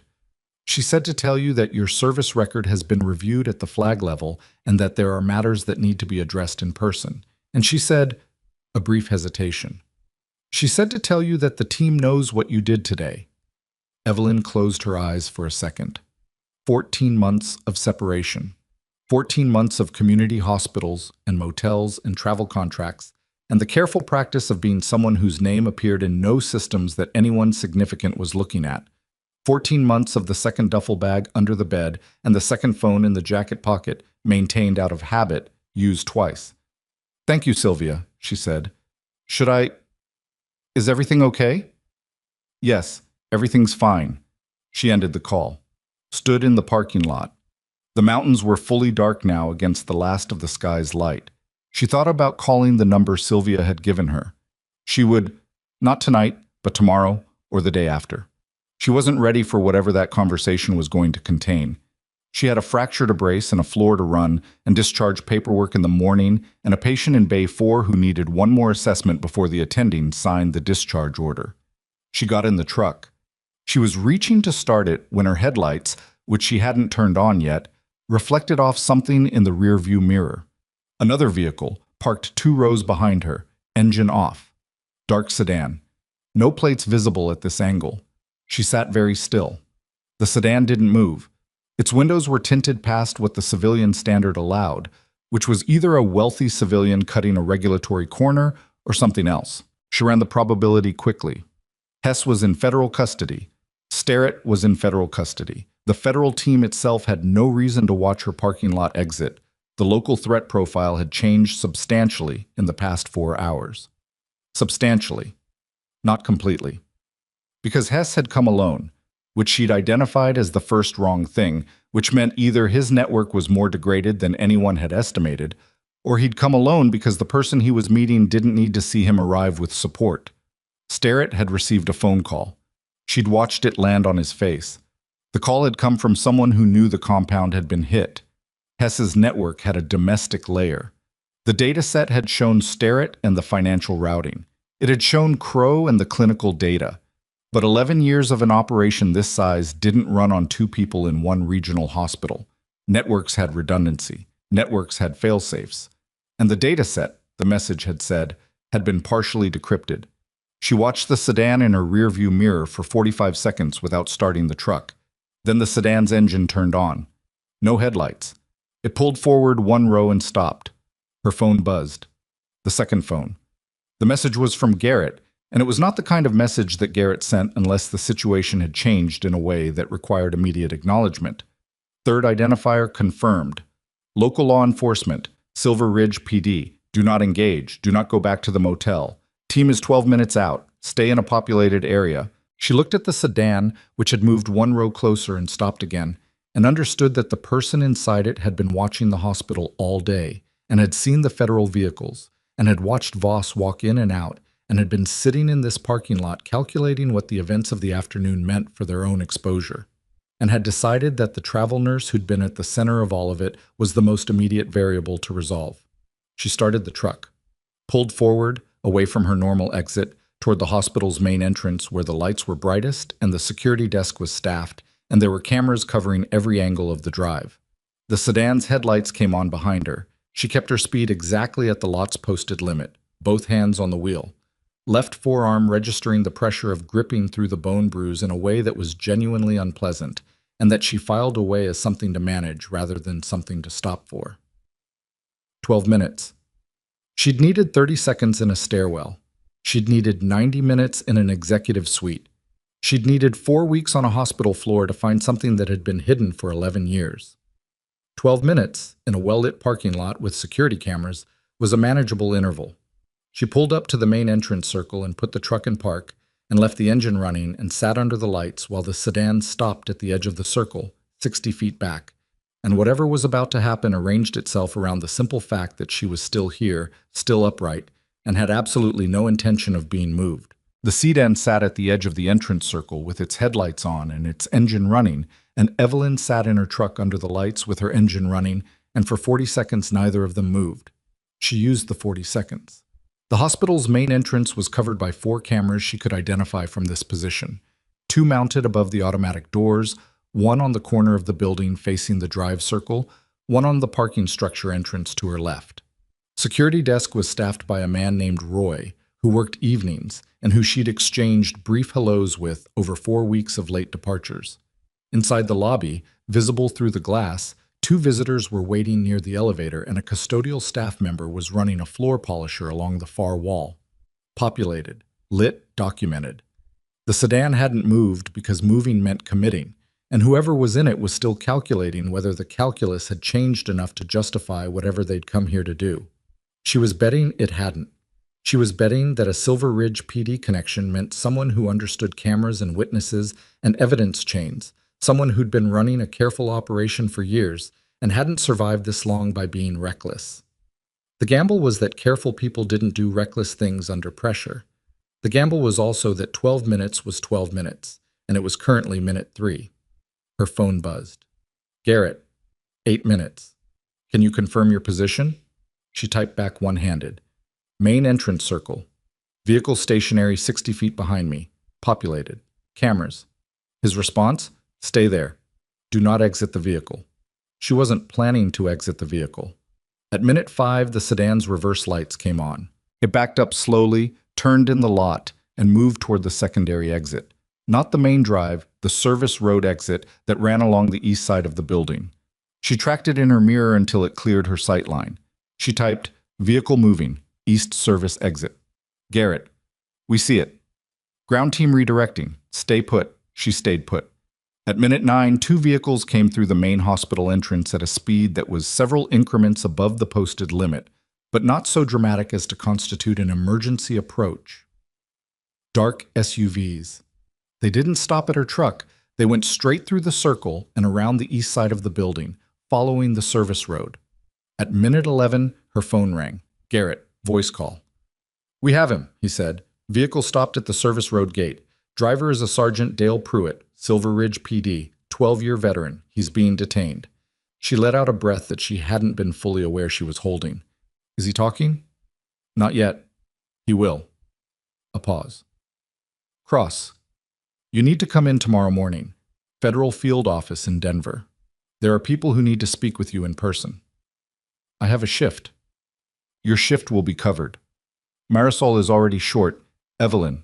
He used her name, which he almost never did. "It's that kind of meeting. Be there."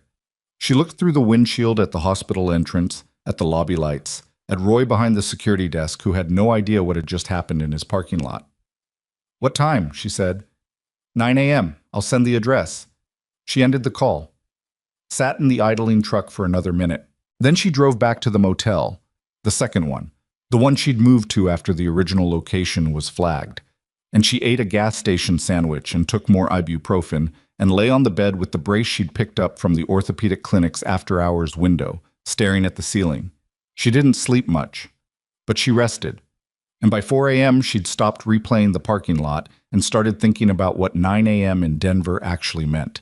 And what it meant was that 14 months of careful, deliberate smallness was over, and something else was beginning, and she wasn't entirely sure what to do with that. The Federal Field Office in Denver was a building that looked like every federal building in every mid-sized American city, functional, slightly underlit, with the specific impersonal gravity of a place where significant things happened to people who hadn't expected them. She arrived at 8:52, checked in with her driver's license and her nursing badge because she didn't have anything else, and was walked to a conference room on the 4th floor by an agent who made small talk about the weather and didn't ask her any questions.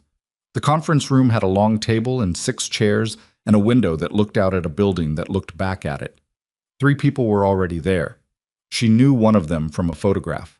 Vice Admiral Miriam Solis was in her late 50s, in full-dress uniform, with the bearing of someone who had spent decades being the most prepared person in every room she entered and had stopped finding that remarkable.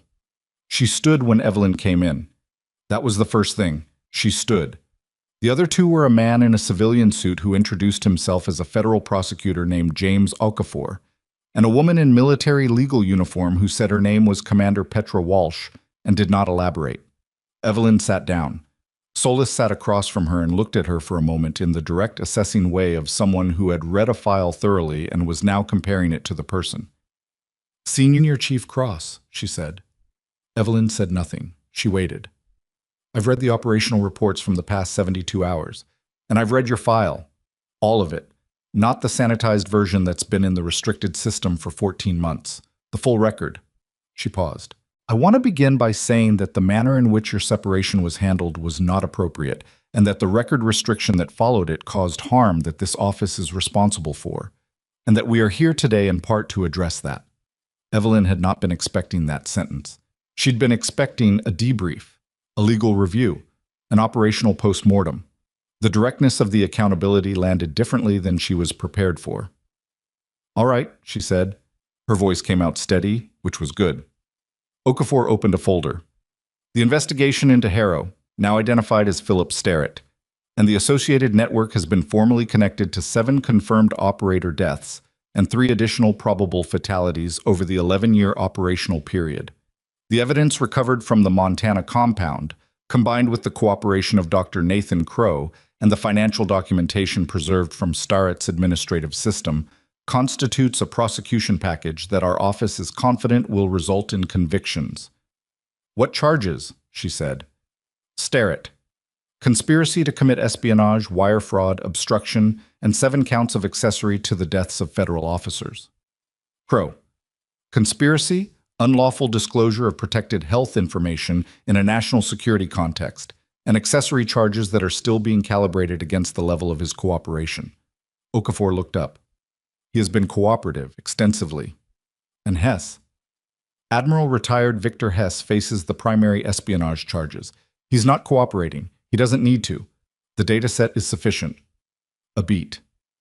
Sergeant Pruitt of the Silver Ridge PD is facing obstruction and conspiracy charges. He was a peripheral contact, Starrett's eyes in the local area, but was not aware of the full scope of the operation. He pointed a sedan at me in a parking lot. He followed you. He didn't act. His attorney is arguing that distinction aggressively. Okafor's tone suggested what he thought of that argument. It won't change the charges materially. Solis leaned forward slightly. I want to talk about your record. Commander Walsh slid a document across the table. Evelyn looked at it without picking it up. It was a formal military record, her military record, and the classification markers at the top were different from what she knew they'd been 14 months ago. The restriction stamps were gone. In their place was a different designation. Your service record has been reviewed at the flag level, Solis said. The separation that was processed 14 months ago was initiated under a classified administrative action that we now believe was itself compromised, initiated by a contact within the Naval Logistics Network that has since been identified as part of the Hess operation. In short, you were separated, in part, because someone in that network wanted your specific skill set out of the institutional structure where it could identify them. The room was very quiet. Evelyn picked up the document. Read the first page, then the second. Your record has been restored to its full operational status, Solis continued. Your decorations, your service citations, your commendations, all reinstated. The classified operations in which you participated are still classified, but your participation in them is documented correctly. A pause. We owe you that, at minimum. Evelyn set the document down. She was aware of a pressure behind her sternum that was not pain. It was something else. The specific physical sensation of something that had been held at tension for a long time being released, the body registering relief before the mind had caught up to it. At minimum, she repeated. Yes. Solis held her eyes. There's more. The more took 40 minutes to lay out, and it came from Walsh rather than Solis. The legal and institutional components, the formal offers, the specific language of what the Navy was prepared to do and what it was asking in return. Evelyn listened without interrupting. She asked 4 questions, all of them specific, all of them answered directly. When Walsh finished, Solis took it back. We're not asking you to return to active duty, she said. Your separation stands, and it stands because you chose it, and that choice was legitimate even if the mechanism that produced it wasn't. What we're asking is different, she paused. The gap that this operation exposed isn't primarily in intelligence or in special operations. It's in the civilian medical institutional space, hospitals, healthcare networks, the places where personnel data lives, where movement patterns are documented, where a determined operator with institutional access can build a targeting picture over years. We don't have people who know both sides of that wall. You want a consultant. We want a senior chief who spent 14 months actually working inside a civilian trauma center and can help us design a protection framework that reflects what that environment actually looks like from the inside. A beat. You don't have to carry anything. You don't have to go anywhere you don't want to go. You design it, you train for it, you help us understand what we're protecting against, and you do it from wherever you are, including Silver Ridge, if that's where you want to be. Evelyn looked at the document on the table. Her name at the top of it, her record restored, her decorations listed in the formal language of institutional recognition. She thought about Marcus Dole's daughter, who was 8 and who had her father back. She thought about the teenager in Bay 5 whose subdural hematoma had been caught in time. She thought about the woman in Bay 4, 19 years old, who'd pulled her first full breath after the needle went in. She thought about Marisol on hour 13 of a 10-hour shift, asking what she actually needed to know so she could run her floor. I need to finish my contract at Riverside Crest, she said. Solis looked at her without surprise. Of course. And I need it to be genuinely flexible. If I'm on a floor, I'm on a floor. I'm not half present. Understood. And I want the families of the 7 to have access to the full record of what happened, not the classified operational details. The accountability. They deserve to know that the people responsible for the compromises that killed their family members are facing prosecution. Solis was quiet for a moment. That's not entirely within my authority to promise unilaterally. Then make it within your authority. Evelyn held her gaze. They've been waiting 11 years for an explanation. The least we can give them is the truth of what the explanation is. Another pause. Then Solis nodded. I'll make it happen. Evelyn picked up the document, read the last page, signed where Walsh indicated. She drove back to Silver Ridge in time for the afternoon shift. The hospital was different when she walked in, and also exactly the same. The administrative wing was still operating under an interim structure. The board had appointed a temporary executive director from the regional health system, a woman named Dr. Adrienne Pack, who had arrived Monday morning with an operations team and the specific competent energy of someone brought in to stabilize a situation rather than transform it. The executive suite that had been Sterrett's was now an evidence room, sealed with federal tape that would come down when the forensic documentation was complete. Crow's position was under review. He was not on the premises. He would not be on the premises for some time, and possibly not ever again. That was a determination that would come out of the legal process, the hospital board review, and the state medical licensing authority, all of which were now simultaneously engaged. His patients had been redistributed among the surgical staff. The floor ran on, because floors ran on. That was the nature of them. Marisol was at the nurse's station when Evelyn came in. She looked at the brace on Evelyn's forearm, looked at Evelyn's face, said nothing for a moment. "You're late," she said finally. "I know. I'll make up the time." "You'll do no such thing. You've been here every day this week, including the MCI day." Marisol turned back to her board. "Bay 2 needs a line check, and the patient in room 9 has been difficult about her medication schedule. Start there." Evelyn started there. The shift was ordinary in the way that shifts after extraordinary events were ordinary. The work didn't pause.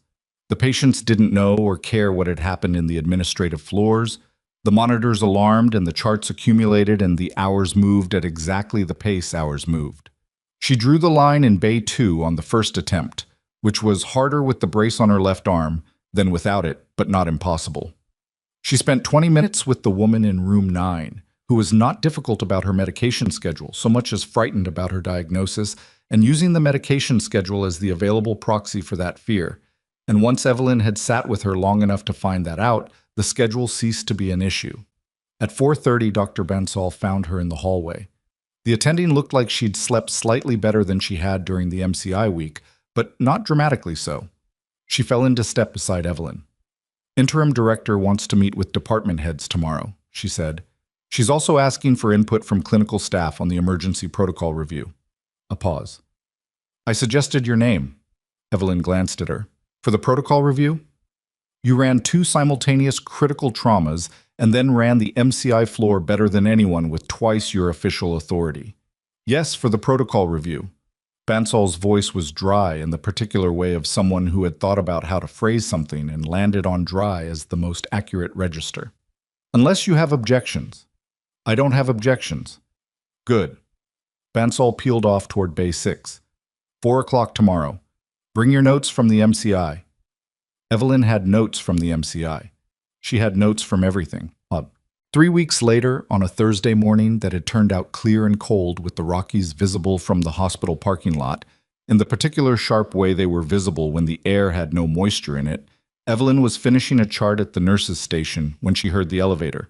Not the sound of the elevator opening, the sound of what came out of it when it opened. Footsteps. Multiple. The specific rhythm and weight she'd catalogued before. She finished the line she was writing in the chart. Vice Admiral Miriam Solis came around the corner first, out of uniform this time. Civilian clothes, practical. The kind of clothes someone wore when they didn't want the uniform to be the first thing the room responded to. Behind her was Garrett, whose name she'd learned was actually Garrett, which she'd found faintly disappointing. Behind him was a man she didn't recognize and a woman carrying a document case. And behind all of them, walking with a cane and a gait that was still compensating for a healing hepatic wound, was Marcus Dole. She stood up from the chair. He looked like he'd aged 5 years and lost 20 pounds, which was accurate. 11 days in a compound and a month of surgical recovery would do that to a person. He was tall, dark-skinned, with close-cropped gray at his temples that she was fairly sure had not been there before the compound. He walked carefully. He was smiling. "Senior Chief," he said. "You're not supposed to be traveling," she said. "I'm not supposed to do a lot of things." He stopped in front of her. "I heard you have a hairline fracture." "Healing." "I heard you took a gun away from a retired admiral in a stairwell." He made it easier than he should have. He looked at her for a moment with the specific expression of someone who has thought about a person from a distance for a long time and is now reconciling the thought with the reality. "You pulled me out of there," he said, "and then you came back here and went back to work." "The work needed doing." "Evelyn." He said her name like a decision. "Thank you." She looked at him, at the cane, at the gray temples, at the fact that he was standing in a hospital corridor in Colorado instead of the alternative, and felt the particular weight of it, not as pride or relief, but as something quieter than either of those things. The weight of a thing mattering. "How's your daughter?" she said. His face changed completely. "She made me a card. It has a drawing of me on it that looks like a potato with a hat." He paused. "It's the best thing I've ever been given." She laughed. It came out slightly unexpected, real in the way things were real when they weren't performed. "Good." Solis stepped forward. The document case opened. What followed took 35 minutes and happened in a conference room that Marisol had cleared with the particular efficiency of a charge nurse who had been briefed and was choosing not to ask any follow-up questions yet. The staff found out in the way hospital staffs found out, by noticing that the charge nurse had cleared a conference room and that there were people in civilian and dress clothes on a Thursday morning, and by the time the meeting concluded and the door opened, a significant portion of the fourth floor was finding reasons to be near the nurses' station. The formal restoration of Evelyn's service record had been processed in Denver. What Solis carried with her to Silver Ridge was the documentation of what came with the restoration, the commendations, the citations, 4 decorations that had been sitting in a locked administrative record for 14 months, and a formal letter from the Department of the Navy that used specific public language about her service and its value and the error that had produced her separation. There was also a formal letter from the federal prosecutor's office in Denver documenting her cooperation in an active federal investigation and the specific actions she'd taken that had contributed to the arrest of 3 individuals facing federal charges. Solis handed her both. Evelyn read them at the conference table, aware of the weight of the moment and not entirely sure what to do with it, which was fine, which was human. "There's one more thing," Solis said. She nodded to the woman with the document case. "The families of the 7 operators who were killed as a result of compromised intelligence in the Hess-Starrett network have been notified of the prosecution. Each family has received a formal communication from the Department of the Navy acknowledging the source of the compromise and the accountability measures currently in progress." She paused. "That was your condition?" "Yes." "It was met."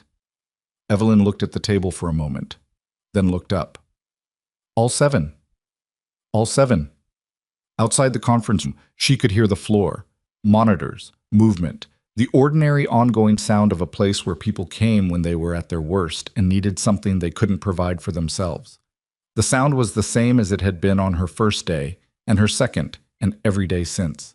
Unaffected by federal arrests or military delegations or restored service records. Just the persistent, demanding, clarifying work of it. Bottom. When the door opened, Marisol was the first person she saw. The charge nurse was standing at the nurses' station with the expression of someone who has been told a great deal and is processing its relationship to everything she already knew. Behind her, Dennis and 2 of the other day shift nurses were finding elaborate reasons to be exactly where they were.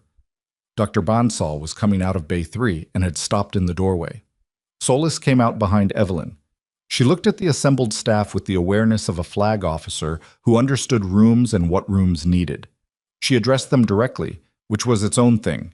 Not a statement to the air, but actual eye contact with actual people.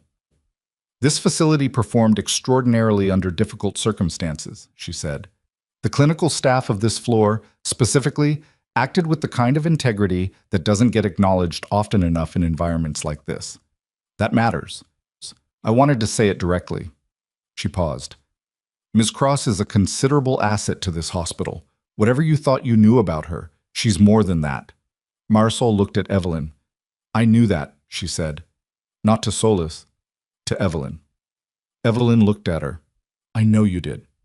Marcus Dole, who had been leaning against the conference room wall with his cane and what was apparently a permanent mild smile, said, "She set my IV in the dark in a moving vehicle on a mountain road." "He's exaggerating," Evelyn said. "I'm not even slightly exaggerating." Bansal looked at Evelyn with the expression she used when she was arriving at a clinical conclusion. "The protocol review," she said. "I'm going to need more than one session." "I know. And PAC wants you in the Emergency Preparedness Working Group." "I know that too." Solis moved to stand beside Evelyn, not in front of her, beside her. That distinction was deliberate, and Evelyn registered it. "One last thing," she said, quietly enough that it was for Evelyn rather than the room. She reached into the document case herself this time, took out something small. A coin. A challenge coin, navy, with a specific design that Evelyn recognized from a particular operational unit. She placed it in Evelyn's hand. "Senior Chief Evelyn Cross," she said. "Welcome home." The words landed in the specific way that particular words landed when they were the right words at the right time. Not like a ceremony, but like a door opening into a room you'd been standing outside of for longer than you'd realized. Evelyn closed her fingers around the coin. She didn't cry. She wasn't the kind of person who cried easily, and the moment was too full for a single response anyway, containing as it did too many things simultaneously. The 14 months and the 7 operators and the stairwell and Marcus Dole's daughter's potato drawing and the teenager in Bay 5 and the girl in Bay 4 pulling her first real breath. She stood with all of it and held the coin and looked at Marisol, who was looking back at her with the expression of a woman who had run 12 years of trauma floors and knew the difference between someone who was passing through and someone who had arrived. Garrett shook her hand. Solis shook her hand. Dole hugged her, awkwardly, because of the cane, and she helped him keep his balance, because old habits, and he laughed about it. They left at noon, the way they'd come. Elevator, footsteps, gone. The floor filled back in around her. Dennis went back to his charts. Bansal went back to Bay 3. Marisol went back to the board, because the board didn't care about federal visitors or restored service records. The board had patients on it, and patients needed nurses. Evelyn put the coin in her jacket pocket, next to the second phone, and went back to work. She thought about it later. Not that night, because that night she slept better than she had in a long time, the specific sleep of someone whose body had finally received permission to rest. But in the days that followed, when the adrenaline had metabolized and the legal proceedings were underway, and Riverside Crest was settling into its new interim structure, and the work was just the work again. She thought about what it meant that the thing which had almost destroyed her, the separation, the isolation, the deliberate reduction of her to a travel nurse in a series of small hospitals, had also been the thing that put her in the right place at the right time to see what nobody else had seen. She'd been underestimated, deliberately, methodically, by people who thought that making someone invisible was the same as making them harmless. It wasn't. It had never been. And she'd known that somewhere, in the specific quiet way she knew things she didn't always put into language, that the diminishment was not the truth of her, that the scrubs and the travel contracts and the motel rooms were not the sum of what she was capable of. She'd kept working, she'd kept being precise and careful and present in each place she landed, because that was the thing she knew how to do, and because the work was real even when the circumstances around it were not. People underestimate the quiet ones. They always have. There's a particular arrogance in the assumption that loudness equals capability, that rank equals competence, that the person who doesn't announce themselves doesn't have anything worth announcing. Crow had built a career on that assumption. Starrett had built a conspiracy inside it. Hess had hidden a network beneath it. And Evelyn Cross had walked into all of it with a duffel bag and a travel nursing badge and the specific, unglamorous, absolutely irreducible skill of knowing what she was doing. That was the thing, not the decorations, though they were hers and she'd earned them and she wasn't going to pretend otherwise. Not the coin in her pocket or the restored record or the federal letters. Those were acknowledgement. Acknowledgement mattered, but it was not the source. The source was the 14 months of not stopping, of continuing to be exactly what she was, in exactly the circumstances she'd been handed, without the institutional validation that told her she was allowed to keep going. Of walking into Riverside Crest Medical Center with cracked mirrors on her truck and keeping her hand steady on a patient who was dying, because that was what the moment required, and she was the person in the moment who could do it. She thought, too, about the families who were finally getting their answers. 7 families. 7 people who had left for missions that went wrong in ways that weren't their fault and weren't random, but were targeted, and the people who'd loved them had been carrying that incompleteness for years. The knowledge that someone was accountable, that the accountability was public, named, and moving through a legal process that would produce consequences, was not the same as getting back what they'd lost. She knew that. Everyone knew that. But it was something. It was the truth, which was what people deserved and were so rarely given. She owed them more than she could give. That was just the fact of it, and she sat with the fact without trying to resolve it into something cleaner. On a Friday afternoon, 6 weeks into her posting, she was at the nurses' station when Dr. Pack, the interim director, stopped beside her. "The Emergency Preparedness Working Group meets Monday," Pack said. "I understand you have direct experience in mass casualty situations that goes beyond standard nursing scope." "I have some relevant experience, yes." "Good." Pack looked at the board, at the floor, at the institutional machinery of it. "I want to revise our trauma protocols before the level 1 application goes in. Marisol says you flagged 3 gaps during the MCI response." "4, actually." Pack looked at her. "Write them up. Bring them Monday." She wrote them up. She had her notes. She always had her notes. The following Monday, she sat in a conference room with Pack and Bansal and the trauma medical director and 2 emergency management coordinators. And she talked about what a trauma floor actually looked like from the inside when it hit capacity, and what the protocol gaps were, and what the fixes were, and what the fixes cost in terms of training time and supply positioning and staffing structure. She talked for 40 minutes. She answered questions for 30 more. Nobody in the room looked at her badge and decided in advance that her answer wasn't worth the attention. It was not a dramatic moment. It was a meeting. But it was the kind of meeting where the right information got into the right hands, and those hands belonged to people who would use it. And the people it would eventually reach were patients who hadn't arrived yet, people who would come through the Riverside Crest Trauma Bay in some future emergency and survive it because the protocols had been built correctly by someone who understood both the civilian and the operational sides of what surviving looked like. That was the work. Unglamorous, specific, continuing. She drove home. To the new apartment she'd signed a lease on 2 weeks ago, the first lease she'd signed in 14 months. A second-floor unit on the east side of Silver Ridge with a window that faced the mountains and a parking spot that fit the truck.